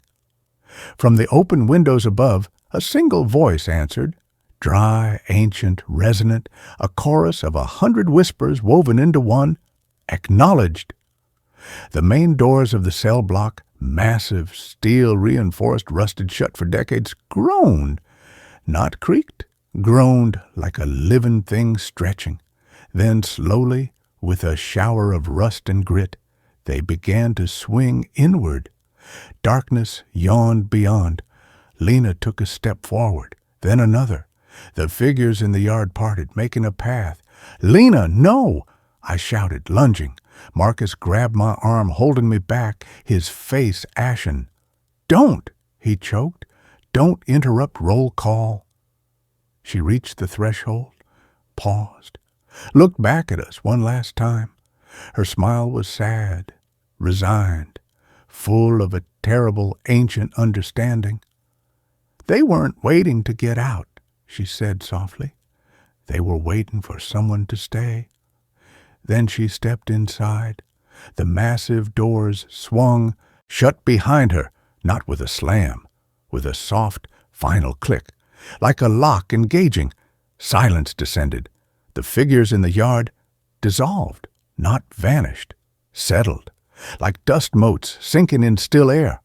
One by one, they sank into the cracked asphalt, leaving only faint, dark outlines, like stains or shadows burned into the concrete. The open windows on Tier 3 closed, not slammed, sealed. Boards slid into place from the inside, unseen hands nailing them shut with soft, rhythmic thuds. Thud, thud, thud. The flickering light reappeared. In the highest window, a single candle-like glow. Watching, waiting. Marcus and I stood in the yard for an hour, 2. We called Lena's name until our voices were raw. We pounded on the sealed doors. We searched the perimeter. Nothing, just the wind in the pines, and the faint, persistent smell of damp earth and old iron. We drove away at noon. Didn't speak for 50 miles. When Marcus finally broke the silence, his voice was hollow. "What do we tell them?" "Nothing," I said, staring out the window at the passing pines. There's nothing to tell, because I knew. Lena hadn't been taken. She'd answered, and the prison, like the wall, like the house, like the cemetery, it remembered, it kept, it fed.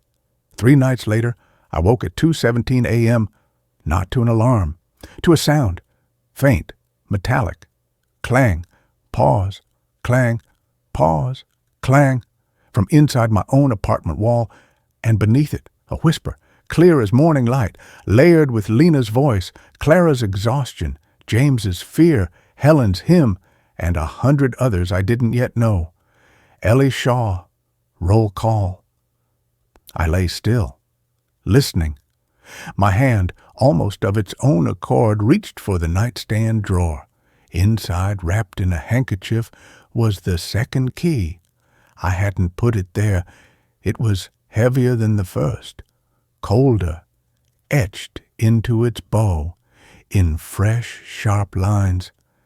Tier 3, cell 315, the knockin', started again. Softer this time. Tap, tap, tap. Like someone asking politely to be let in or let out. I haven't answered yet, but my fingers keep tracing the key's worn teeth. And sometimes, in the deepest part of the night, I catch myself whispering, present,